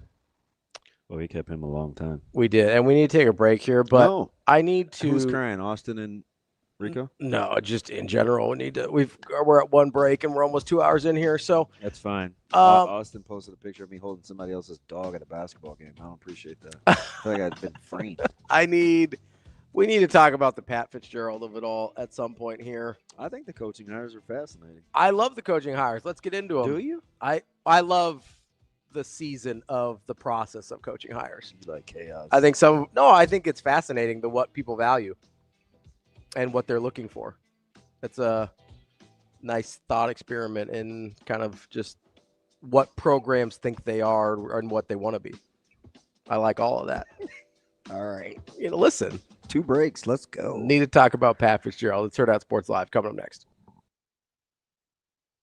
Man, we got a talented group, and it's a talented group that love each other and support each other. Kiara Reinhardt's don't grow on trees, even though she's really tall. But her leadership for this team is just incredible. To have someone with her experience, and obviously, she is a very good volleyball player. She was just drafted in the first round of the pro draft, but who she is as a leader and a person is just even more important. And then Ava Martin's a pretty good person to have on your roster too. We know in crunch moments, she's going to step up, she's going to shine, and Anna really does a nice job finding her in those. Again, just last week at Marquette, game was on the line, 3 set points. I think Ava Martin went kill to win that set. And so I love having that. And then our freshmen have stepped up. Our newcomers have come in, and even just now, Anna walked by me a minute ago, and I gave her a little welcome to the NCAA tournament, because we do have players on our team, even fifth years, that have never been before. So her and Eloise Brandewie, coming from Ohio State, has never been to an NCAA tournament as well. And so such a special moment for even our older ones that have never been there before.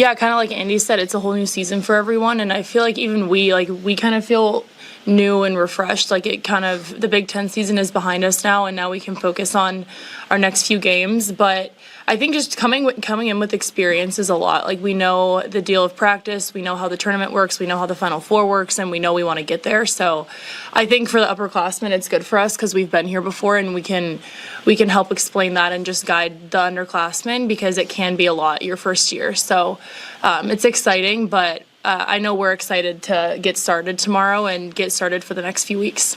Yeah, I thought, you could pretty much guess who the top 4 seeds were going to be, but after that, it could have gone a number of ways. So I think from 5 to 16, like who's going to host, and I thought it would be pretty interesting. Do you reckon seeing Louisville in your quadrant? Yeah, I'm not shocked by that, just based on how their season ended up going, and then I feel like they always love a good story if they can justify it. So that, again, wasn't too surprising.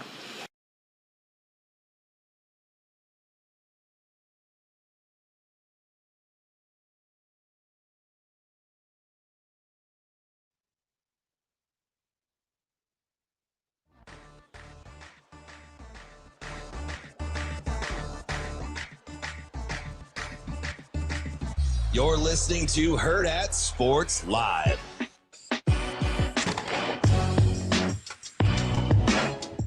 Welcome back, Hurrdat Sports Live. That's DBM Ravi Lulla here at Hurrdat Sports Bar and Grill, reminding you, maybe you got into a little trouble driving on the snow over the past couple days. If that's the case, Dingman's Collision Center has you covered. If you got banged up a little bit, they can get things right. They've been voted first place Best of Omaha for 20 straight years, and it's because they invest in cutting-edge technology and ongoing training so that their teams make sure every repair is of the highest standard and done safely. Go ahead and check them out, dingmans.com. They've got you covered no matter what you need. DB, I want to talk about coaches a little bit here. We've been very Nebraska-centric today, which I understand. I do not. We have a lot of time to get into Nebraska stuff for the whole year, for the whole offseason. I would like to talk about some of the coaching hires here. You brought it up with Sam, so I felt like you gave me an opening. I like how you have to rationalize your weirdness. I'm gonna hit the, we're gonna hit the A gap there. Can we have a conversation about Pat Fitzgerald? Okay. Because of all the hires, you want to start with the notion that he may be potentially on the move. It seems like, it seems like it's happening. Like that. Jonathan Smith seems like a better resume than Pat Fitzgerald. So I'm just going to read you off a couple numbers here with Pat Fitzgerald, okay? Can we agree that the COVID season was very strange and hard to know what to make of it? Yep, I would not count it if I were you. I haven't been with anyone, good or bad, to anyone. Like, same thing with Michigan when they were bad in the COVID year. I'm like, I don't know what to do with it. We're throwing it out. So the last three. No one holds that against Harbaugh. The last, as well, they shouldn't. That was just like nobody knows what to do with that year. The last 3 non-COVID seasons for Pat Fitzgerald at Northwestern. Do you know how many wins they had combined? So it's 2019, 2021, 2022. 3 full years because he got fired in the offseason.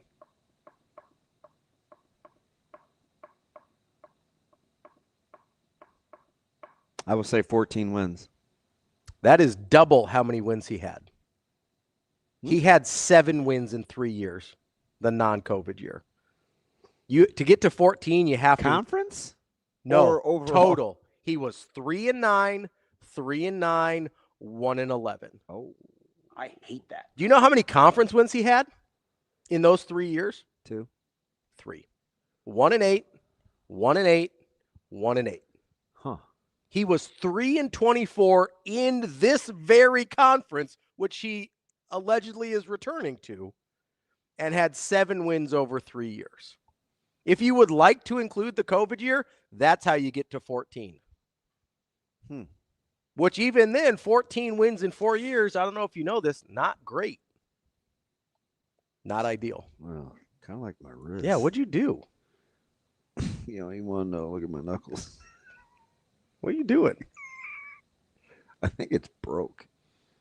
Do you go all Rocky? Go to one of those meat packing plants you like so much to start beating up a side of beef or what? I don't know, man. I think it's broke. Like, am I on an? I feel like I'm on an island here. I'm not even left-handed, but I need power. Of just assuming, or not assuming, that Pat Fitzgerald's gonna just jump right back in. It's just weird that like that's your. Because it's the biggest, it's the biggest outlier from the way people talk about him to what it actually was before he got fired. Yeah, I could understand that a little bit. 7 wins in 3 years is horrific. 3-24. Somebody in my mentions yesterday, because first of all, I think Jonathan Smith's a good coach, and I thought he got done a little dirty with 2 years and out. I think he's a good coach too. 2 years and out at Michigan State is wild, especially considering the place that Mel Tucker left that program. Like, that was Where have we found Mel Tucker yet? No, I think he's still in litigation trying to get some of his money. Wasn't he weren't they trying to find him? I'm sure he's somewhere, but he had disappeared. I don't think I'm exaggerating. You might not be, but as soon as that check cleared, he probably got out of Dodge. I don't know. I'm just saying, I thought Jonathan Smith did a little dirty. I get that it hadn't looked great. I also understand what he inherited. Like, Mel Tucker didn't build anything. I get he had the one really good year, but he was doing transfer class. He's basically doing the Mike Norvell thing down at Florida State. We see how well that works when it doesn't work, right? And he had not built anything. If anybody ever ends up taking over that Florida State job, they're going to have such a terrible time rebuilding that thing because of how Mike Norvell has gone about his business. There is no foundation whatsoever. That's where Michigan State was with Mel Tucker. I'm not saying Jonathan Smith was going to turn it around, but you saw it took him 4 years at Oregon State. You probably should have known this was a slow burn. Yeah, he went 210, 5'7", 210, or 2.5. All right, we're scratching COVID year. 210, 5'7", 7'6", 10'3", 8'4". It's pretty good. Yeah. At Oregon State. Ooh, for a little bit, didn't even have a conference. Yeah, really, really good. And it took 3-4 years to make it happen. I get that. Michigan State 0-7 and 4-8. The 0-7 is because it was 5-7. I know. That's a nonsense. I know they didn't get the wins. Well, and it wasn't his fault. They hit him for the Mel Tucker stuff. No, I understand. How are you taking away his wins for the Mel Tucker stuff? No, I know. So 5-7, 4-8. He's not great. Not good, right? I get that. But 2 years? No, I understand. I'm actually with you on that. So, and to assume that a guy that went 3-9, 3-9, 1-11 in his last 3 years in this very same conference is kind of baffling to me, assuming he's going to be better. Now, I know people will be like, oh, but Ravi, it's Northwestern. You know how hard it is? That's the same argument people made about Mike Riley. The people that liked the hire, which it was more national than local. Not very many people locally liked the hire. To be fair, I didn't mind it. But that was the argument, was imagine what he could do at a place where it's easier to win. Yeah, that's what I said, yeah. Right? That's what anybody who was trying to be positive about the hire said. He was better than this at Oregon State. I don't know. The Pat Fitzgerald thing, and maybe he'll win. Maybe he will. I don't know. I feel like it's a really large assumption. Somebody in my mention said, if only we were so lucky, as if Nebraska. Well, there's no way we would stand for it. What are we talking about? There's not we can't let everything get you mad. What are we talking about? The perception of Pat Fitzgerald is so far away from the reality of what we saw the last 3 years. I don't know what, I don't even know what to do with it. Can I just ask you about a couple of other hires? Yeah. I don't want to stay on Pat Fitzgerald forever. I had to get that. I had to get that out. I don't know if he has the job yet. Oh, I'm pretty sure he does, but yeah, I'm sure, but I'll wait. Listen, I waited on Trev till the 11th and hour and 45th minute. Fair, yeah, that's fair. There's real time things going on there. Who else you want to ask me about? Did Lane chase the bag? It's clear, in my opinion, who he was getting advice from. It was Saban. Had to be. It was Saban and Pete Carroll, I think. Had to be Saban. Yeah. Maybe some degree Carroll. I'm sure both. I think he said he talked to Carroll, or somebody said he talked to Carroll. I don't know how true it is, but I think they both told him to go to LSU. it's going to be really, really, really interesting. So I don't know if he chased the bag. But I'm also the guy that said I think LSU is the best job in the country. So if I think that, then I don't hope you're right, but I want you to be right. Why? Because I don't agree with you. That's fine. I think it's the best job in the country. The governor thing freaks me out a little bit, like of how involved they got in sort of this process. But I think it is the best job in the country. I think it is and I say that because I think it's the place where the expectations and the ability to meet those expectations are the closest. Is the closest. Okay. Like I think the ability to meet expectations at LSU is everything that they expect is right there for you to go get. Even though we have no idea, and maybe we shouldn't, but even though we have no idea what their financial situation looks like. I'm basing on the guys they get. It seems like it's okay. Yeah, it does seem to be that way. You know, like that's all I can base it on, really, because we don't know. No, I get it. So, like, if you're going and getting like dudes, I assume you're cool financially. Maybe that's a bad assumption, but that's all I can guess. Like, if you go out and get guys, I just assume you got money. I mean, are they actually getting paid? I have no idea. I don't think he loved having to do his work in the portal. So that was the thing that Saban brought up on, I think it was Game Day. I don't watch Game Day. I just saw a clip of it on the internet. The thing that he brought up, and this was, I don't know if he was talking directly to Lane or if he'd already said this to him. He brought up at Ole Miss, it seems like Lane Kiffin, to get that caliber of player on a consistent basis, has to go portaling every year. He goes at LSU, that is not the case. You can get whoever you want out of high school. Yeah, I would agree. And to me, that's more sustainable. And I think that was Saban's point. It's more sustainable to be like, hey, I can go get this guy out of high school and go get that caliber of dude whenever I want. How confident are you considering you can get a guy like Chambliss to be functional? I'd be pretty confident. I'd be pretty confident. That's a guy that was D2. And remember, 3 years ago, this dude had 3 starters at quarterback on his roster. Yeah. Yeah. Now, like, remember when we wondered if Jackson Dart was going to win the job? Yes. Here, can I ask this question, though? Can we have to give credit for the Trinidad Chambliss thing, right? But at the same time, don't we have to also be like, well, how come we couldn't get Austin Simmons to be functional? True. But I think quarterbacks are weird. I do too. I think quarterbacks are one of the positions, if not the position, that until you actually see them under duress, you don't know what you're getting.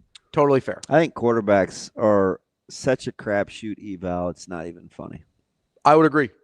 And to be fair, his track record would indicate he's incredible at this with quarterbacks, right? Yeah. So, but I just wanted to put that out there.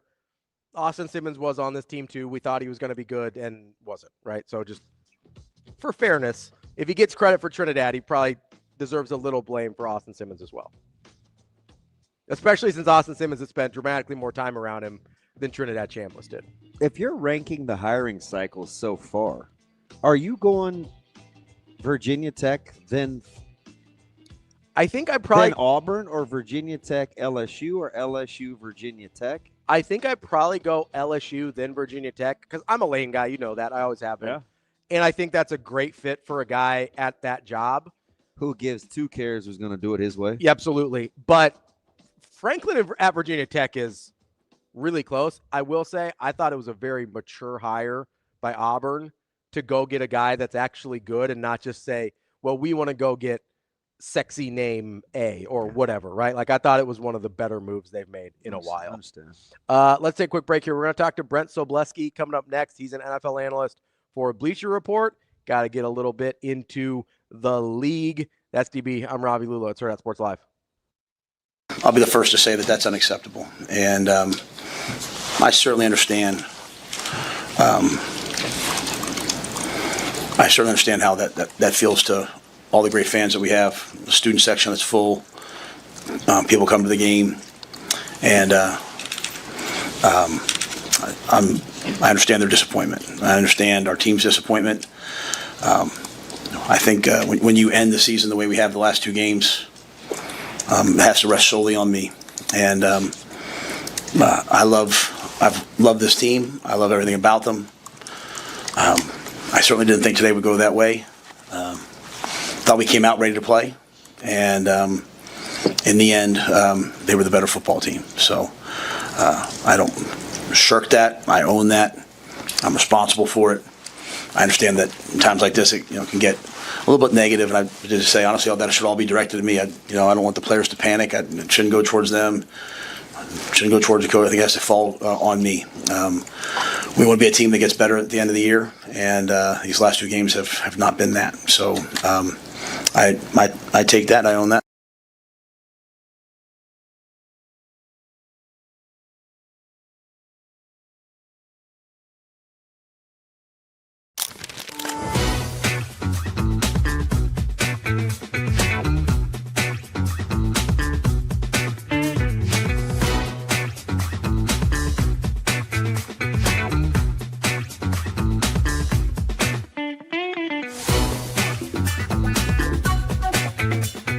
Speaking of Lexi Rodriguez, she's the all-time digs leader at Nebraska. Now, who did she pass? She was a coach at, I can't remember what was it? Kayla Banworth? Not Kayla Banworth, and she's an Olympian. Wong. Good job. I don't know. I'll give you a hint. She's an Olympian. Jordan Larson. Not quite Jordan. I was going to say Jordan Larson. Miss Wong.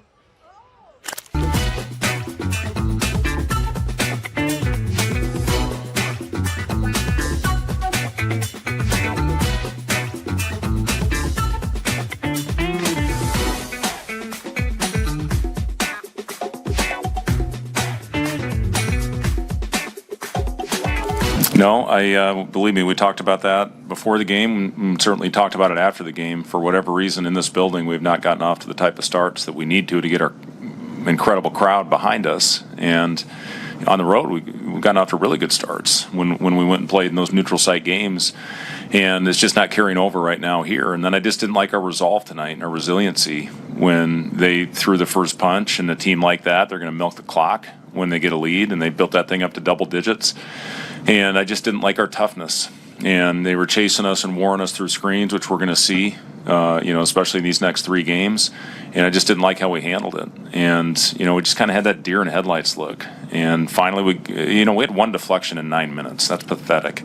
And finally, we got it going a little bit. And it started with Kale's deflection, and it started with Braden Frager's block. And that got us going in transition. It got Price going. And I think we went in a 17-0 run to finish that half and to get the lead.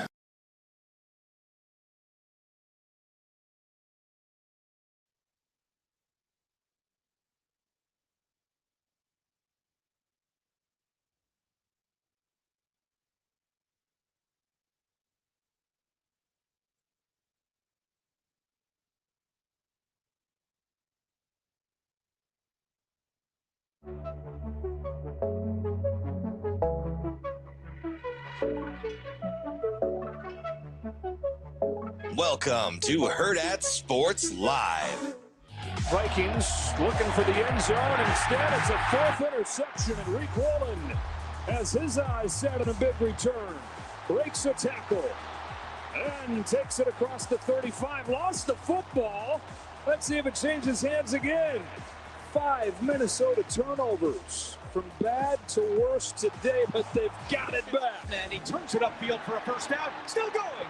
Kamani back down the sideline, and he has a touchdown. From 56 yards out, his career long is 58. And Folk's kick is good. He's a folk hero at MetLife Stadium. Welcome back, Hurrdat Sports Live, presented by Centrist Federal Credit Union. That's DBM Ravi Lulla here at Hurrdat Sports Bar and Grill. We are joined now by Brent SOBLESKI. He is an NFL analyst for Bleacher Report. Brent, how are we doing this morning? Doing well, and feeling like my world's been turned upside down after this weekend's play. Yeah. Well, I was going to say, well, tell us where to start then. What's confounding you the most? A little bit of everything, because I think everything we thought we knew, we don't, apparently. Whether it be the Los Angeles Rams making the trek to Carolina and being physically beat by the Panthers, or the AFC South basically imploding, maybe is not the right term, but essentially muddied the waters entirely. It was exceptional to see how that the any given Sunday mentality shows up in the NFL, and we often see outcomes we're not expecting, and how it can completely change the NFL. Which I think the biggest point coming out of it is this is a wide open year, gentlemen. There's no one that's dominant, and that's what makes it fun to watch week in and week out. That's funny. A couple weeks ago, I told Ravi, I said seeding is going to matter more now than ever because I could see two teams winning, or I could see a team winning a couple of games in a row with a bye. I don't know who I could see winning 3 games in a row to get to the big dance. So playing one less game this year may be paramount in the grand scheme of things. But let me ask you this. Who's closest to what their record says they are? The Chicago Bears or the Jacksonville Jaguars? I would argue the Chicago Bears because fundamentally they do the things that travel, right, that we talk about all the time. They have a good defense that's getting healthy now. They had their entire secondary in place finally. They take the ball away. And they take the ball away, absolutely. And they run the football. I don't know if you guys have watched recently, but they are dominating at the line of scrimmage. When you had both DeAndre Swift and Kyle Monangai, who's just been superb as a rookie, they both ran for 125 or more yards this past game. So when you do those things and then you start sprinkling in the things that Caleb Williams can do from a playmaking perspective, as long as he's reined in and working within the scheme overall, that team is actually very good, and I think it has what it takes to continue to win and be a legitimate threat. So how close is Jacksonville to being 8-4? Because every week I ask our national guys, is Jacksonville good?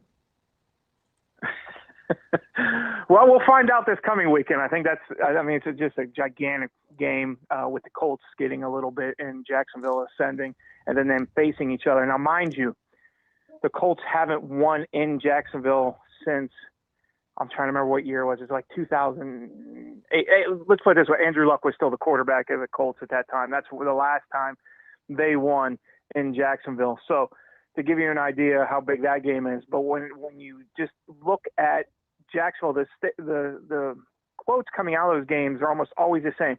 We're happy we won, but we can be better. Well, yeah, you can. We can watch it and see that you're making mistakes, and it's coming down to the type of plays that you need to make, but at the same time, you don't want to be in the position to make every single week. Now, they did dominate against the Tennessee Titans. The Tennessee Titans are the worst team in football, but at the same time, this is the first time in 5 weeks that Trevor Lawrence didn't throw an interception. So either he's trending in the right direction or it's just because he faced the Tennessee Titans. I don't have that answer yet, and I think we'll find it out next week against the Colts. Okay, so let's talk about another team that is playing well, winning a decent amount, but doesn't seem like anybody really loves them. But for them, it's mostly an injury issue, and that's the 49ers. How close to actually being their record of 9-4 do you think they are? I think they're a good team because they're well coached, right? That's something you always know with the San Francisco 49ers. They're going to be prepared. They're going to have a good game plan, and they're going to be a team that's not going to make massive blunders throughout a contest.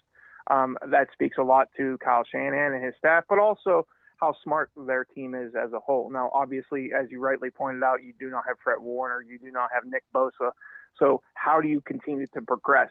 Now, Bosa's slack's been picked up a little bit by Bryce Huff, who's played well. And so you have that aspect. You're never going to truly replace a Fred Warner, so you just adjust. And they have a good defensive coordinator in Robert Saleh. So I am confident in their approach because we know it can be successful. Now, is it Super Bowl successful? That has yet to be proven. And considering the talent losses, probably not. But I do think they are good enough to continue on this track that they're on and to make some potential noise in the NFC. If a team was going to tell you that they're pretty good when healthy and you thought they had a realistic shot at getting healthy, would you take Buffalo or Tampa Bay? Ooh. Well, I would say if they could get healthy, I'd say Tampa Bay because that brings back Mike Evans, which obviously is not going to happen. I just like that team overall because they went through so much transition because of those injuries throughout the middle of the season, and yet they bounced back, right? and you have Baker Mayfield, and you now have Godwin back in your lineup. And so I think that team, and plus they're throwing touchdowns to talented left tackles, which is always a positive in my mind. So I really like Tampa, and now they have Bucky Irving back in the lineup as well. I think that's a team that can get back to where they were after sputtering for a little bit. Let's stay in the NFC South there for a second. I don't know if you've looked at their IR list. Tampa's incredible with what they're playing without sometimes. 100%. It's a team that was decimated. I mean, legitimately decimated here midway through the season, considering how well they were playing to start. But guys have stepped up, right? Whether you're talking about Ibuka or Tez Johnson. Tez Johnson is a 7th-round pick that a lot of people thought was too small and too slow to succeed in the NFL, and he's playing well. And Bucky Irving, a lot of people thought he was too small to be an NFL running back. Look, he's an RB1 in Tampa Bay, right? They know how to identify talent, and it shows with the way they are able to compete even with those issues. So let's stay in the NFC South there for a second. What on earth do you make of the Carolina Panthers? Obviously, I was just going to ask about it. Speaking of wide receivers, Ted McMillan. Ted McMillan had the big game-winning touchdown catch yesterday against the Rams. Obviously, that's a huge win, but I don't. Is it just mentally we can't get ourselves around the idea that they might be okay, or what do you see there with Carolina and their path to maybe challenging a banged-up Tampa Bay team for that NFC South title? I don't think it's a mental block. I think it was legitimized throughout the ups and downs we've seen through Bryce Young's early portions of his career, right? Mm-hmm. While we all know that he has excelled late in games, youngest quarterback ever to help lead his team to 11 comeback victories at this point in his career, that's an amazing stat. His team believes in him, clearly. But we saw through multiple, well, essentially 2.5 seasons where he struggled at points. And they essentially built an offense in spite of him, right? You're handing the ball to Rico Dowdell. You're handing the ball to Chuba Hubbard. You're leaning on the offensive line. You're playing defense. You're doing everything so your quarterback doesn't have to win you the game. And it worked. But now we're starting to see that turn a little bit in the last couple of weeks. Young has played exceptionally well, and we need to acknowledge that. And as long as he continues to play in that vein, they become very dangerous. I don't know if he will because of what I said previously with his inconsistencies, but at least as of late, Young has played exceptionally well and deserves the credit for how the team's at least last 2 wins. Brent, what's the Colts' ceiling? Well, you got me a bit stunted on that one because it's a team that I've watched them a lot this season because of them being the surprise team in the AFC, and they have everything it takes to win at a high level, right? Considering what Daniel Jones has done, knowing how that they're ready to keep him and move forward with him, and he's played well, right? I mean, we can't question his toughness after playing with a fractured fibula this past weekend, and he wasn't the reason they lost by any means. But the concern is still running around. Yes. What the? The touchdown throw to Tyler Warren was a rollout, to give you an idea. But to me, my concern is not doing the little things lately that's cost them games. They had Kansas City on the ropes, lost. They had an opportunity to win yesterday, lost. Now some people will say officiating was horrible. I'm not going to argue that.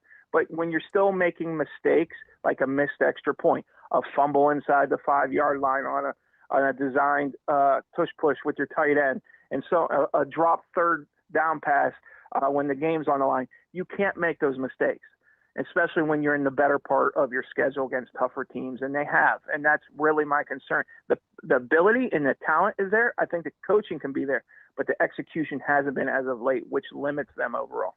All right, stay with me here. What is the ceiling for the Kansas City Chiefs? The ceiling is they can still win a Super Bowl. You think? Will they? I absolutely do. When you've seen them play at their best this year, they've been better than any team in the NFL. The problem is that has been so rare comparative to what we're used to that it's just not feasible at this juncture. So while I say they have the ability to do it, I'm not stating that they will do so. In fact, their turnaround on how poorly they've played in close contests, 1-6 now this season, has really shown a light on maybe the inadequacies we see within their roster. Patrick Mahomes has actually played exceptionally well in recent weeks. Travis Kelce has come back alive, but yet they're still losing games. And for example, this past week, they were physically run over, and they weren't good at the point of attack. So if you're not doing those little things in the fundamentals, it doesn't matter how good you are in other areas, you are going to be inconsistent. And that's exactly what Kansas City is at this moment. Who do you look at and say maybe they're – I'm trying to figure out how to phrase this without having it being a leading question. Who do you look at and say maybe their record is way better than you think they are? Well, we already mentioned Jacksonville. Sure. I thought you may say Chicago, but you like them. I do like Chicago. If I'm leaning one way in that regard, it's probably Denver, to be quite honest with you. I like their defense. Kind of what I thought. That's kind of who I had in mind.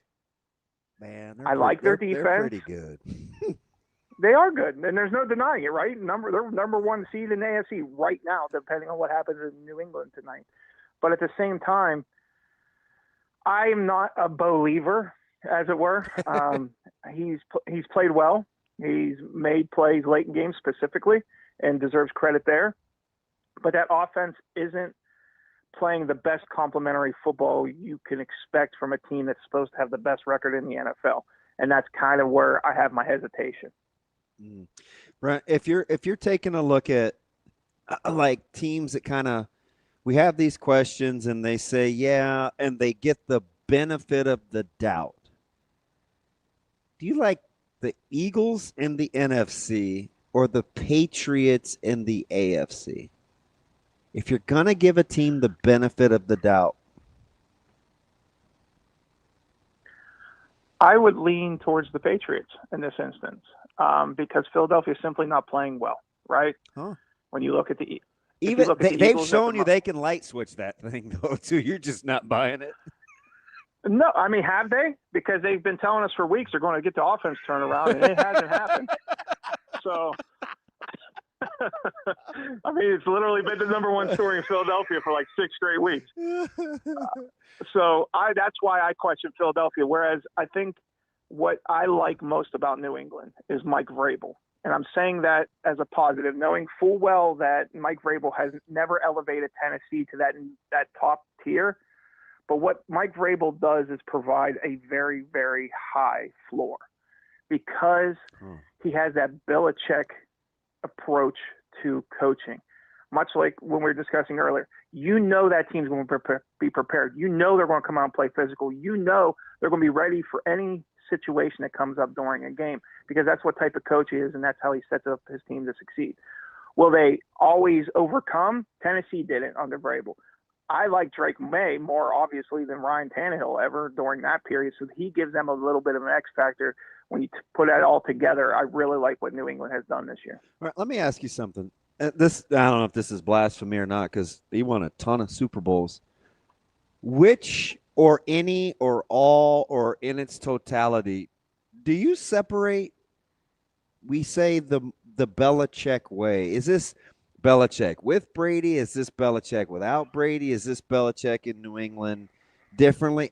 If I were Vrabel. Certainly not Belichick in Carolina, right? We can all agree with that. I don't know, like how. Listen, there's reverence for the greatness that Belichick was, but how do you discern which point in his career? Because he gets the all-encompassing reference, Belichick does, and I'm like, really? You know what I mean? Is that bad, or like, do I need to reevaluate that?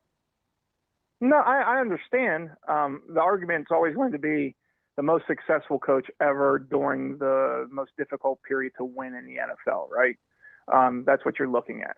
And his attention to detail, when Belichick was honed in and completely on his game, unlike where he is in North Carolina at the moment, no one was ever better at devising a game plan, seeing faults in other teams and exploiting them. And that's so when you say Belichickian in that regard, I think it's a positive. That's why the way I'm trying to use it in regards to Vrabel, the amount of preparation, the understanding of situational football, having his team prepared. That's the positive for Vrabel. But let's not forget, Mike Vrabel never actually coached for Bill Belichick. He played for him. Yeah, that's what I'm. And he's he's like 84 and 104 without Brady. Yeah, and that's absolutely true. But hey, what do we say about the NFL? It's a quarterback-driven league, right? If you do not have one, you can't win. Look at Mike Tomlin. And Vrabel's got one. He does, absolutely. And I use Tomlin as an example because Steelers fans are very, very spoiled, and they've come to realize what life is like when you don't have a franchise quarterback, and it is not pretty.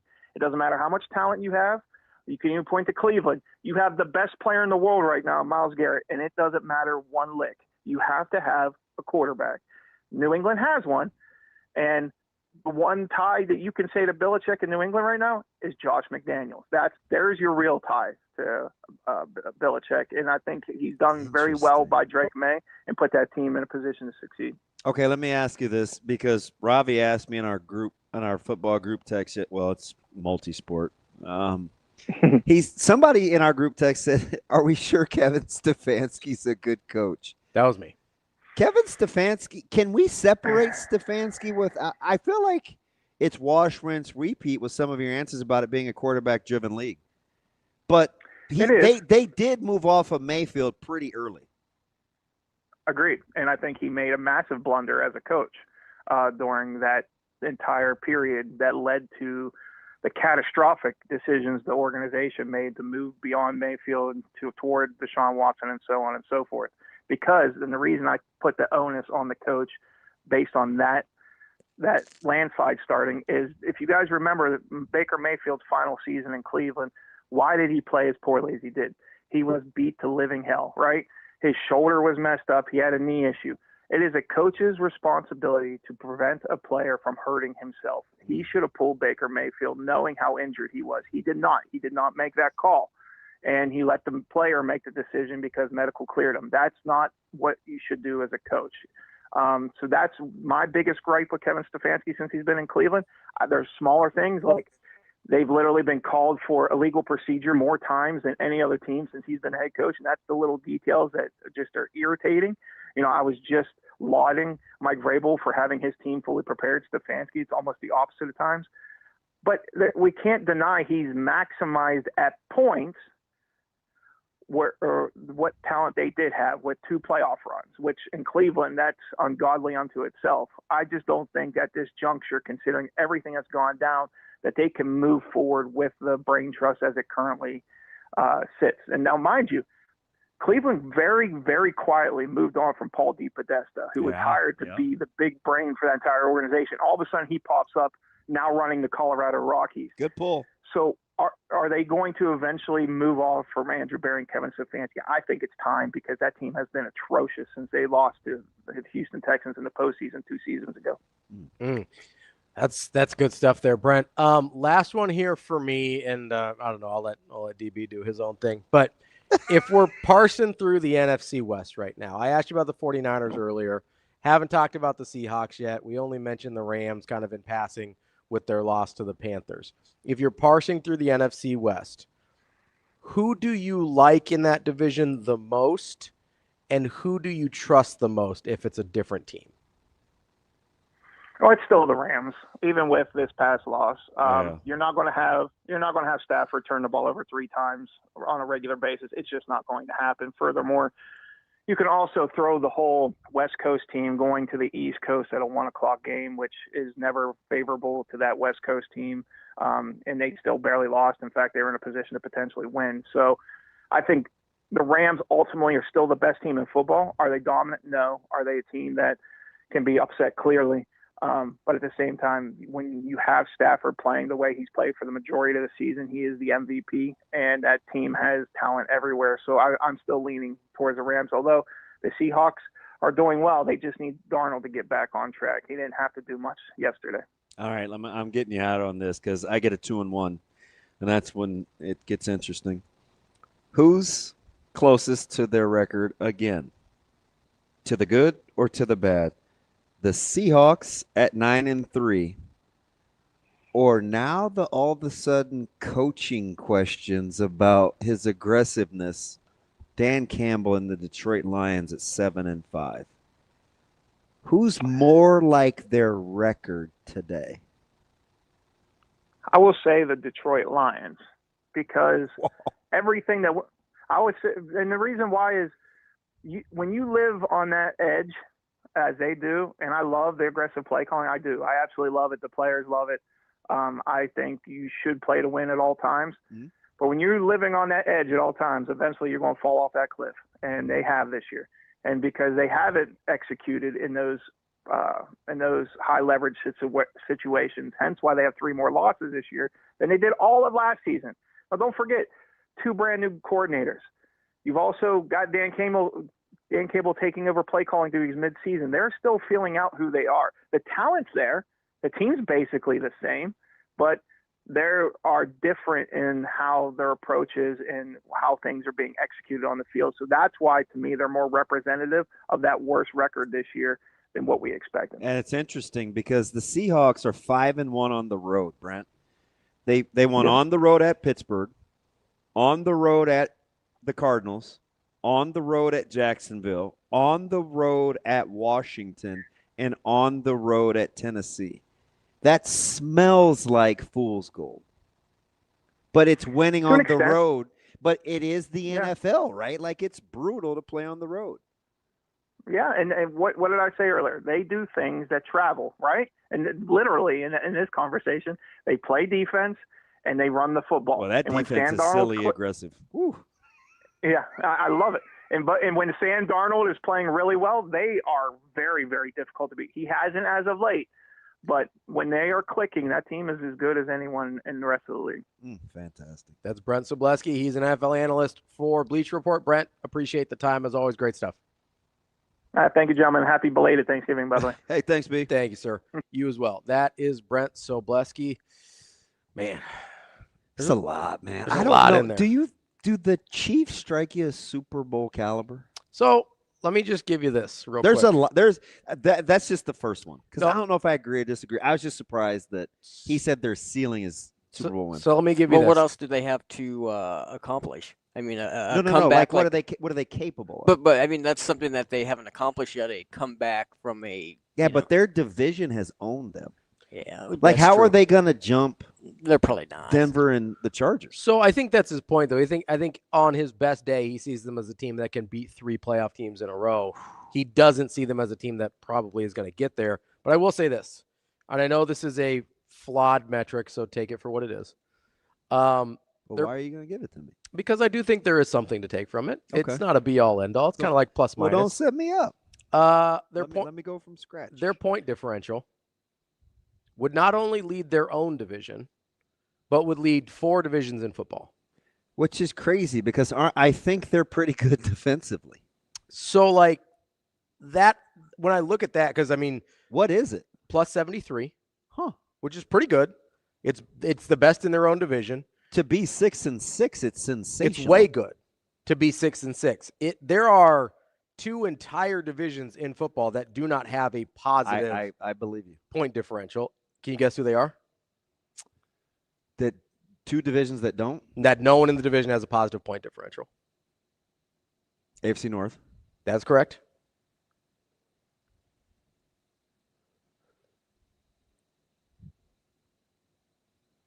I'm tempted to say the AFC South. Do I overthink this? No, because the Colts. So the AFC North and doesn't have a positive point differential.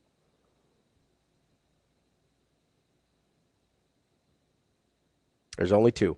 They're actually the only 2 that have more than 2 teams without a positive point differential. Everybody else has at least 2. I like these.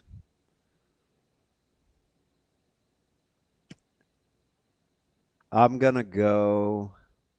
This is dumb. The NFC East. It is the NFC South. I knew it was a crapshoot, to be smart. Tampa Bay is -22. Carolina's -50. Atlanta's -33. And, of course, New Orleans is -113. No, I love McDonald almost as much as I love O'Connell. Yeah. They're about the same. Yeah. Right? Yeah, You know I'm a Kevin O'Connell. Mhm. Did you listen to the road wins? Should I just be like, oh, who cares? It's the NFL. Because they're bad road wins. I mean, I don't know what to do with it, if I'm being honest. I don't know what, because I think it's hard. They're 9-3. It's hard to win on the road. I don't know what to do with bad road wins. Dude, Arizona, like they laid it on the line yesterday. Yeah. Yeah, they did. And that was on the road. So imagine going to their place. Yeah. Yeah. I mean, they hammered them at home, the Cardinals. I don't know. I mean, you probably flush Tennessee. Yeah. I mean, what do you do with Tennessee? I mean, is Tennessee the worst team in the league, though? I mean, they got the worst record in the league. Did you not watch New Orleans? I think New Orleans. So I don't know, man. Vegas is pretty damn bad, too. Did you? Okay. Did I send this to you? Have you heard some of the stuff about Chip Kelly? Oh, yeah. So there's cares, and then there's some cares, and there's zero cares. Can he be negative in cares given? Yeah, there's. Chip Kelly is a menace. So here's my question. He doesn't give a what. Here's my question. Why? So you Like, remember what- the stuff when he left UCLA, right? Yes. Just in shambles. Which I totally understand that. Wouldn't talk to, don't like. I don't know. What I took from the UCLA thing was, hey, I don't like being a head football coach in this climate anymore. Let me just go call plays. Yeah. And that sort of made sense with his personality, right? Or what we think his personality is. Yeah. This doesn't make sense because all he had to do was call plays. It seemed like he wanted to get to the NFL so we could go call plays in the NFL and not work as much as you have to in college. And I just sit there and I go, so what was the problem, Chip? I am shocked that the Raiders are this bad.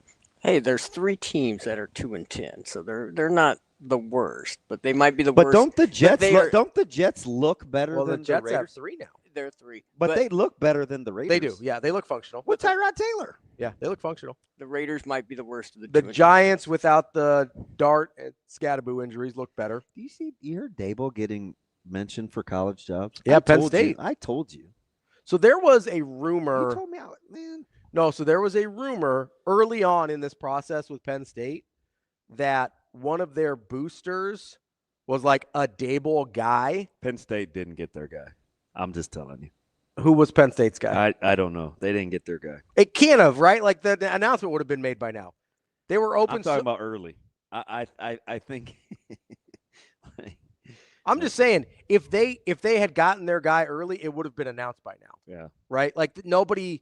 We saw this with Nebraska. Well, and now they're in trouble. Yeah, they're in a lot of trouble because unless DeBoer decides to do them a miracle, which I don't think is happening. Right? That rumor's out there, but I don't buy it. Dable's probably the best they can do. I think, and another guy that I think threw them a curveball. Who? Was Chesney. Oh, really? JMU. Oh, yeah. You think so? Oh, yeah. I do, actually. How do you have an opening for that long and not have like 3 contingency plans? I mean, I think I know, but I mean, I'll let the process play out. I mean, at this point, it seems like they're scrambling. There's no way they wanted to be this late. Like Florida hired their coach, LSU hired their coach, Ole Miss hired a coach the same day. Yeah. Which, however you feel about that, like Arkansas already hired a coach. Like the major jobs have already started to shift. If you're Penn State, you can't have wanted to be in this position. Like this did not go according to plan. This feels like Nebraska in 2003. Yeah. Like sending private jets to try and get Houston Nutt to come on the plane. So, I think part of it is. No pun intended. I think part of it is they miss they misevaluated how good that job is. The interest. Yep. Yeah. That's why I thought Florida going after Summerall was smart. And number two, when people do their homework, whether you believe what happened with Urban Meyer and the NIL stuff, like it's apparently his answers to, like, I don't know. Whatever happened with Penn State and Urban happened. But I'm just telling you, having seen this for the second time now, I can't imagine what it would be like to recruit to that place. And this is coming from a guy that's like not the excuse maker. Right? Just in terms of like getting there and being there. Yeah, I'm telling you, it sucks. It's not good. Right? Like, sucks. It's not good. Right? I admire, so like I have a greater appreciation for what they were able for to James Franklin. It's incredible. Ravi, it looks like it has not been out of the time machine. It looks like the whole place looks like 1960s. It's in the middle of an ag belt at the foot of the mountains. It's incredible. Yeah. No, I mean, I get it. I haven't been there, but I get what you mean. It doesn't seem like a super desirable place to play. And it kind of goes to what I've been saying this whole time. James Franklin was way better than they gave him credit for. That fervor, that fan, they should be they should be applauded. It's a tough place. Tough place. They also should probably be chastised a little bit for running James Franklin out of town. So, yes and no. Okay. You're still on the James Franklin said was part of the equation here. Okay. But why was he part of the equation? Because I think he felt underappreciated. No, that's what I mean, though. Where does the underappreciation come from? Yeah. You were in the national semifinal last year. Well, I get this year didn't go the way you wanted it to go. I get that. It's a tough place. This is a harder job than you think it is. It's a hard job. Florida is a harder job than you think it is. It's a super hard job. Penn State's a hard job. Yeah. Like, you want to talk about – I agree with you. You want to talk about historical outliers for their success? I agree with you. I understand Pennsylvania has more talent. They used to. It seems like a lot of people moved, aren't they? They're all in the Bible Belt now. Seems like it's dried up a little bit, but and Ohio State is eating yeah, just eats everything up around there, right? I mean, Michigan's had their success, but although historically Pennsylvania has dramatically more football talent than Nebraska does. But in terms of historical outliers for what the program has been and what it should be based on all of the qualifications we put and criteria we put on programs, Penn State's not far from Nebraska in being a historical outlier. Tough job, man. That's a really hard job. And James Franklin was doing a really good job. Like restaurants and like social activity and drive to the stadium. You know, we went to both hotels on opposite ends of State College. So, I mean, I drove through that place. Did I send you pictures from outside my hotel? Can I ask a question? I'm not sure if you're like picking the 60s for a certain reason or not. Is there like there's a certain demographic of people that would want to play in the 60s less than others, right? Is that part of what you're talking about or no? No, that's a little deep. Okay, I didn't know if that's what you were doing with the 60s specifically. It just looks like 60s. It's just like Slug is like stuck in time. Yeah. Okay. Because the thing thing about the architecture, the homes. When we dropped the players off towards their hotel, away from downtown, all that area was kind of newly developed, where you saw homes with like more than 7 windows and no curtains, right? Like a little more contemporary.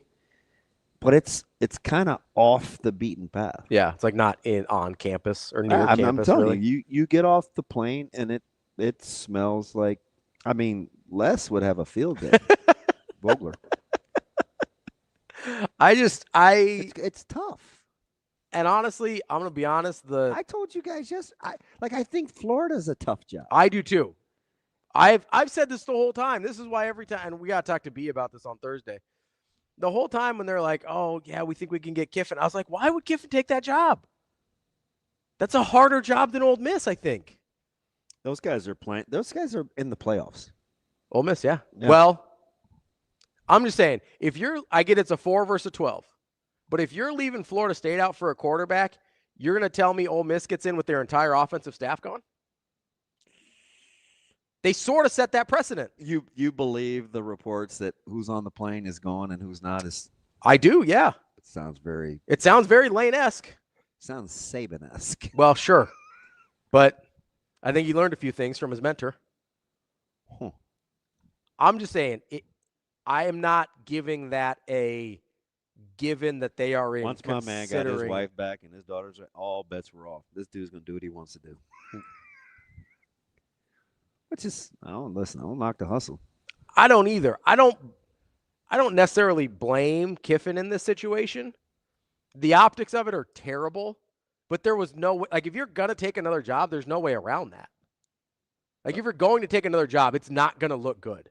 So let me ask you one more thing. Yeah. You think Chesney leaves JMU?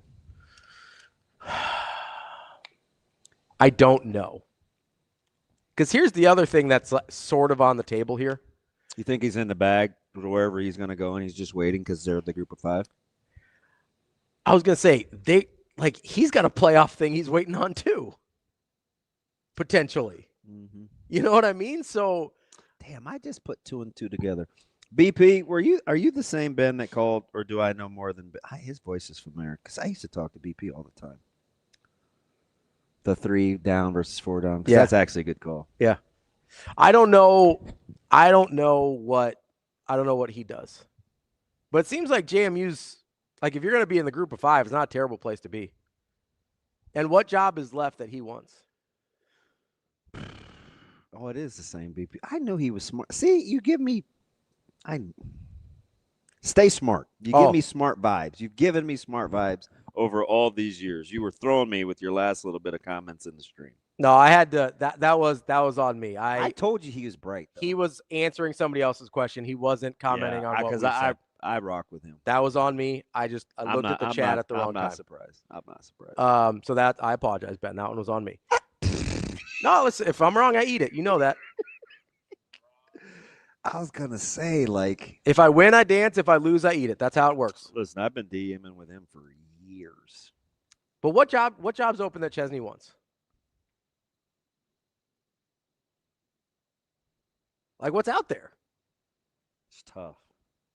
Because the best thing you can do, if you're one of those group of 5 guys that can win at a super high level, is stay there until like a good job opens up. I don't know. I asked you a couple weeks ago. You looked at me like I was crazy. About what? What's a peace of mind worth?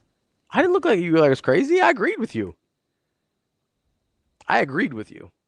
Because I agree that there is a number on it.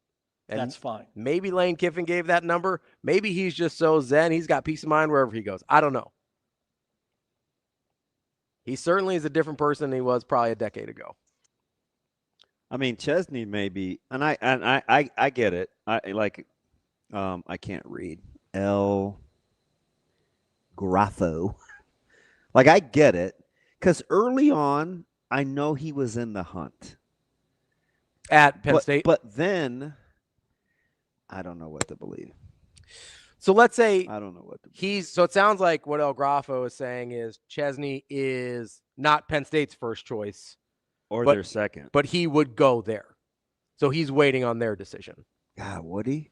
That's what it sounds like El Grafo's saying. No, I know. Like, that's out there. So is that a good hire for Penn State? If that's where they end up? He's a good coach. You just have to go there.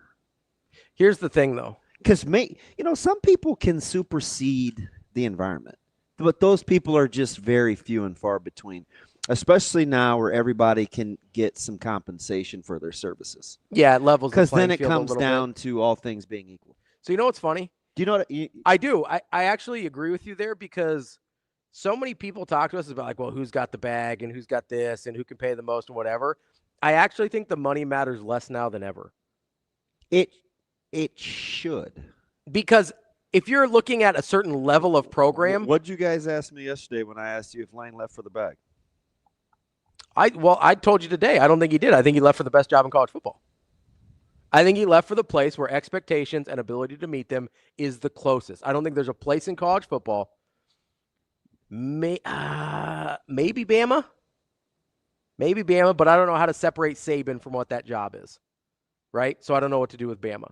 I know at LSU, lots of guys have won, like multiple guys have won national titles there. I can separate Saban from Miles, from Orgeron, and know that it doesn't have to be a Saban thing to win a national title there. I can't do that with Alabama yet. I can't do that with Georgia yet. That's only been a Kirby Smart thing. No, El Grafo. No, I understand. Listen, hear my heart, babe. Like, I understand the dynamics. I understand why Chesney's alluring. I like the North. Like, trust me, I've done my homework there. What I'm saying is he familiar with what goes into it? I'm sure. Yeah. But JMU is a fantastic job right now. And is his skill set match what it takes to – that's the because thing. familiarity and skill set aren't necessarily the same thing. That's the thing, right? So that's what I'm not discounting. I'm process. You know what I like? Sometimes I just think out loud. Yeah. So, I mean, I run the risk of sounding like a Sure. ding-dong. I mean, I tried that last week and it didn't go over well. Taylor says they think Ohio State's on a similar level as LSU for what I'm talking about. I would mostly agree. I do think the Michigan of it all sort of throws a wrench in it because they care so much about that game specifically that can get you in hot water even if you're really, really good the rest of the time. LSU doesn't seem to have that team. Like Alabama has Auburn. Georgia, who's Georgia's? Does Georgia have? Georgia doesn't. I mean, Florida, they've got Tennessee. Georgia has their own deal, they have a yeah. couple, but it's not like the one team, right? Like if you lose, I did say hear my heart, babe. That's just how I talk. I talk to kids like that too. Man. Like, I'm sorry. If you lose to Michigan, that Ohio State thing can get away from you in a hurry, and we almost that just means I care, Travis. That just means I'm trying to I want you to talk to me. We almost saw it with Ryan Day. Now we also saw Ryan Day win a national title, so I can separate Urban Meyer from Jim Tressel from Ryan Day, so he's close in that regard. But I do think having that one game that people in your fan base want you to win almost more than winning a national title is super dangerous. LSU doesn't have that. As far as I'm aware. I could be wrong if somebody from LSU is listening and wants to. Eric asks, is Joe Brady a realistic option? I think Brady's got to be on the table. Brady keeps getting opportunities, but I'm trying to see Brady outside of Burrow. I was going to say, when has he really stunned you when he didn't have Joe Burrow as his quarterback? So, I mean, I'm not knocking the hustle. I got to. I mean, listen, if you're willing to question the Belichick-Brady thing, you have to be willing to question Brady versus I just know Joe Belichick Brady versus Burrow. I just know Belichick outside of Brady hasn't been very good. That's what I mean. So, and you could make the argument for Joe Brady not being but nobody says spectacular outside of Joe Burrow. Like Belichick gets a lot of, whether it's the coaching tree or the philosophy or So you know what I think part of it is? I mean, Mayo wasn't very good. He was not. No. Josh McDaniels is a bad head coach. So apparently a very good assistant, but bad head coach, right?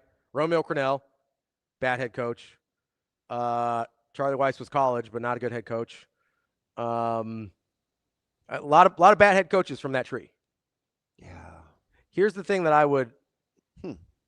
Do you think Belichick gets more credit because of what Brady looked like early in his career? You talking about just managing it? As like not being like, obviously Brady turned into a different guy. I don't know, man. Like, does Arians get credit for not letting Roethlisberger go? I don't know. I'm just telling you, the longer I spend at State College, the more appreciation I have for that job. For James Franklin? Just or for what? Anybody that wins there. Yeah. I mean, not named Paterno because, I mean, he was the institution. So kind of still is. Anybody like, which is, I look at O'Brien a little bit differently. I certainly look at James Franklin a little differently. Now, I'm going to be honest. What Clark Lee has done at Vandy has changed the way that I look at Franklin, but not by a ton because I used to be really hard on James Franklin. Mm-hmm. But this was before, so I have to shift my thought process with NIL and like freedom of movement. Okay. Franklin wasn't benefiting from that. He won in spite of not being able to do it. So, but still, I gotta look at Clark Lee and be like, number one, I have a good idea of who he is just from visiting there twice. Yeah, obviously. I mean, you've got Coach the connections Jackson there. was there. Like, I'm familiar. Dom is so there. you got a Rezak there, yeah. So, but it's still relative to what everybody else is doing in the SEC. Like, they came back to beat the brakes off of Tennessee, and it didn't matter. Yeah. We're also so Clark Lee at Vanderbilt, 2-10, 5-7, 2-10, 7-6, and then this year was the breakthrough, 10-2. And listen, he was in trouble. Revamp the staff. I mean, after let guys go. Like, I'm telling you, like, I know the whole process. He had 9 wins in the first 3 years. Yeah. Like that's we're in bad shape. And all of a sudden he gets Pavia. We're in Pat Fitzgerald territory there. So I don't know, man. I hate to some coaches. I guess there's a handful of coaches where quarterback play doesn't matter. There are a lot of coaches that are uniquely connected to quarterback play. Yeah, I mean, almost all of them. Almost anybody that we care about at a high level. Like, who is more NFL is. I feel like this is more true in the NFL because college you tend to have a longer time period. I'll give you one based on what your question is. Do you know what the question is yet? Ed Ogeron, LSU, Joe Burrow. No. Does it fit the answer to your question? No. Okay. Opposite question. Who's the guy that you don't immediately think of one quarterback? So the opposite of the Ed Ogeron question. Andy Reid. But yeah, NFL. NFL's. I don't associate Saban with quarterbacks. So college, like I said, college is there's probably a handful. College is a little easier, I think, because if you're good, you get a longer time period and your quarterbacks are shorter stints, right? In the NFL, it's almost no one outside of Andy Reid. Yeah, which brings me kind of back to Lincoln. Were you surprised that people were so down on Lateef after Friday, given how he's pretty beat up? Yeah, I mean, I admire. Again, did I hear he had a torn hamstring? Is that a thing that's out there? It's not good. I don't know if it's. He's got a pretty serious leg injury. Like, I don't know what it is. And I'm worried about his ribs. Oh yeah, he got hammered a couple times. So like. I wasn't not in a hurry to judge Lateef, and he threw about 4 or 5 balls to his guys. Have to be caught. Where if they make, I was a little taken aback at people being down on Lateef. I didn't have a problem with Lateef. It didn't seem to make sense. I didn't have a problem with Lateef. The other thing I look at is like, hey, this is a true freshman. He probably shouldn't have to be playing right now. And do you schematically what Iowa does defensively, like? You're not going to get a whole lot. You're going to have to earn a ton. Yeah, and I thought he gave his guys opportunities to earn it, and they just didn't do it, which is fine. Like, it is what it is, but I didn't have a problem with the way Lateef played at all. Like, the numbers, like if you're a box score watch, you're going to look at 9 for 24 and be like, ooh. Oh, is that what it was? Yeah, 9 for 24 for like 60. I didn't pay any. I'm just watching him try to play. Yeah, I didn't have a problem with it. It would be easy for a guy in 20-degree weather with it snowing and to be like, nah, I'm good, homie. Yeah, I'm good. Yeah. But he didn't give me. I mean, I can hear Jess. Hey, Lateef's in the tent. Lateef's in the tent. It seemed like she said that like 9 times. My biggest issue was, should he be out there? Oh, gotcha. The other way. Yeah. Yeah. Like at some point, like if he's got a ribs thing, if he's got a hamstring thing, like we saw him limping on the. I'm definitely not throwing stones in the glass house. I've went with guys' judgment and did not protect them from themselves. So, in the heat of the moment, which is why I was super appreciative that Coach Rule didn't put Dylan back in the game this year. But I wanted him to absolutely play last year, even though I didn't think he felt good, because I wanted him to feel like I wanted Dylan to feel like what it felt like to have to do hard things, to operate when you're not 100%. Yeah, like I thought that was part of him having to go through that. Sure, he'd gone through that the year before, which is why I was glad he didn't put him back in the game. And it seemed like obviously the injury was more I think serious. Dylan was lobbying to play. Yeah, I mean, you could see it on the sideline. Like he was. Like you could see him going up to Coach Rule, and you could see him trying to work through it. So I don't have a problem with that. I did wonder, like, hey, it doesn't look like Lateef is like this doesn't look great. Like maybe he shouldn't be out there. That was my only beef with that at all. I didn't have a problem with how he played. You know how many penalties Nebraska had against Iowa? 5. Do you know how many Iowa had? 4. Who outrushed to Nebraska or Iowa? Nebraska had more yards rushing. Who had the better game? Which of the 21s had the better game? Emmett. If I told you Nebraska was going to go 4 out of 5 in the red zone. You mean just getting points in general? 4 out of 5. If I just said 4 out of 5. I'd probably take it, but I'd assume more were touchdowns. It's a strange game. Super strange game. Super strange game. I mean, Emmett went 29 for 217, and they lost by 24. Yeah, not even close. Like you were going to have, like, if you told me he was going for 200, I'm just saying, all right, W, done. If you would have told me that Ja'Cory Barning was going to fumble twice on those returns. Yeah. But then again, I look at it, and I don't even know how we got back on Iowa. So I had to go back and watch, and I finally asked. I'm like, hey, this return to Wetchen, the 51-yarder, like what happened? But then I got the watch the film. It's okay, I watched it. So what'd you see? I got the, hey, watch the film. So I went back and watched it. I had to go back 2 games. It was the one tendency breaker where Iowa had a return that went away from their big guys on the return. He just fielded a flutter and got to where that's a Herculean individual. Meanwhile, I'm mad that they kicked it to him. Yes. Totally broke tendency. First time they went away from the bigs that I had seen. So I was like, I guess that's why you got to watch film and not make sweeping judgments. I also would prefer you just not kick it to him. If I'm being honest, like, I get it's a tendency breaker. Just like, don't let him touch the ball. You know what I mean? It wasn't supposed to go down like that. Like, don't let him touch the ball. I mean, it's it's understandable. It is more understandable. I get it. Like, did you not want Nebraska to throw the ball out of the fake punt?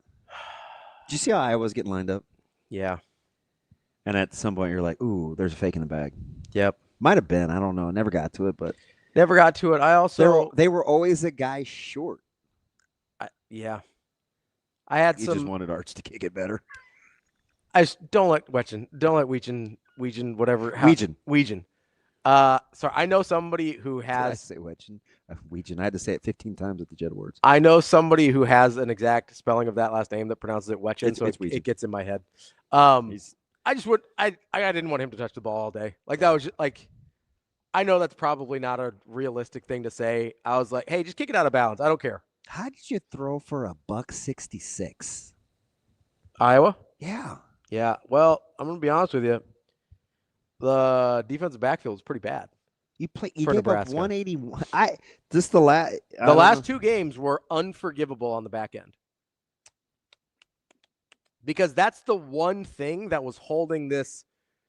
It made the running yards not matter as much. Yeah. Not matter nearly as much. And that was my argument, right? Coming into Iowa, that was my argument. Is like, hey, these guys ran wild on them, but they held the pass in check, so it didn't matter. These other guys ran wild on them, so they held the pass in check, so they were in the ball game or they won the ball game or whatever, right?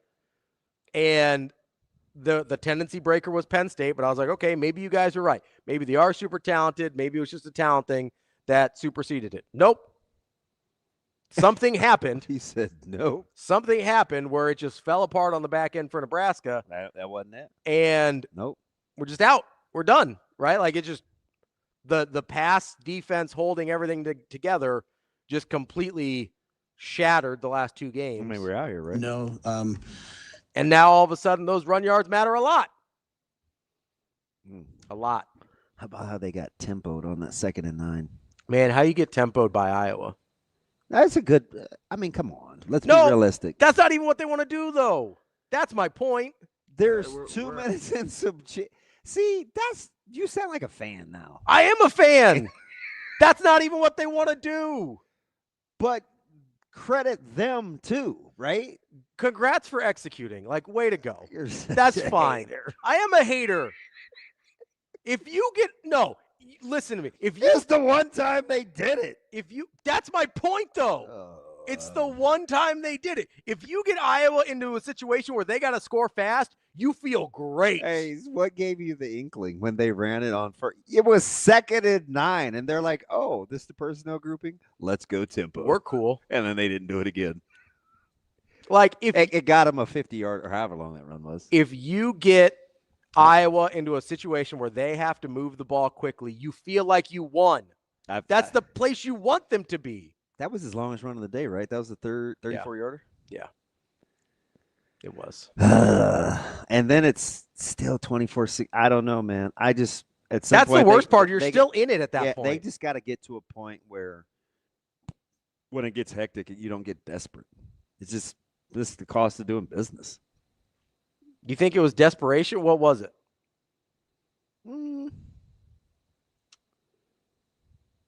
I don't know. I want to have a conversation tomorrow about, because we talked about this with Sam and we didn't ever get back to it, and that's fine. There's a lot going on. We've got all week. I want to get to a conversation tomorrow about, because he seemed to not want to, well, that guy's spinning out a little bit. He seemed to not want to put the legacy to the test. Yeah, you getting after it? I ain't going nowhere. He seemed to not want to question the toughness of the guys. Wait, who? Sam. Okay. And I would like to ask you some questions about physical toughness versus mental toughness. Oh, we call that a tease? Because you realize I'm neither.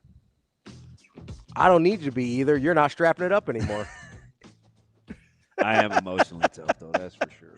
Like, I think there's a difference, and I think I can lay out an argument that they're one but not the other, based on what we've talked about. I don't know. We'll see. Maybe I can't. Maybe so I should come back tomorrow? If you want to. All right. Otherwise, we'll have to have this conversation with Shane. Don't blame Shane. Shane, are you tough? Nah, I'm mentally soft. Kind of. Not physically, though. Physically, dude, I'm a man. He's a bulldog. I'm 50. Don't forget, you can give our friends over at Centris Federal Credit Union a visit. In just 5 minutes, you can unlock personalized tools, resources, and content for your financial journey completely free. It's called their Education Center. It's called Enrich. When you sign up, you can take financial wellness checkup and receive content recommendations based on your goals. It's all at Centris, FCU.enrich.org, federally insured by NCUA. That's DB. I'm Ravi Lulla. We will be back tomorrow with Hurrdat Sports Live. See you. Have a good day. Love you.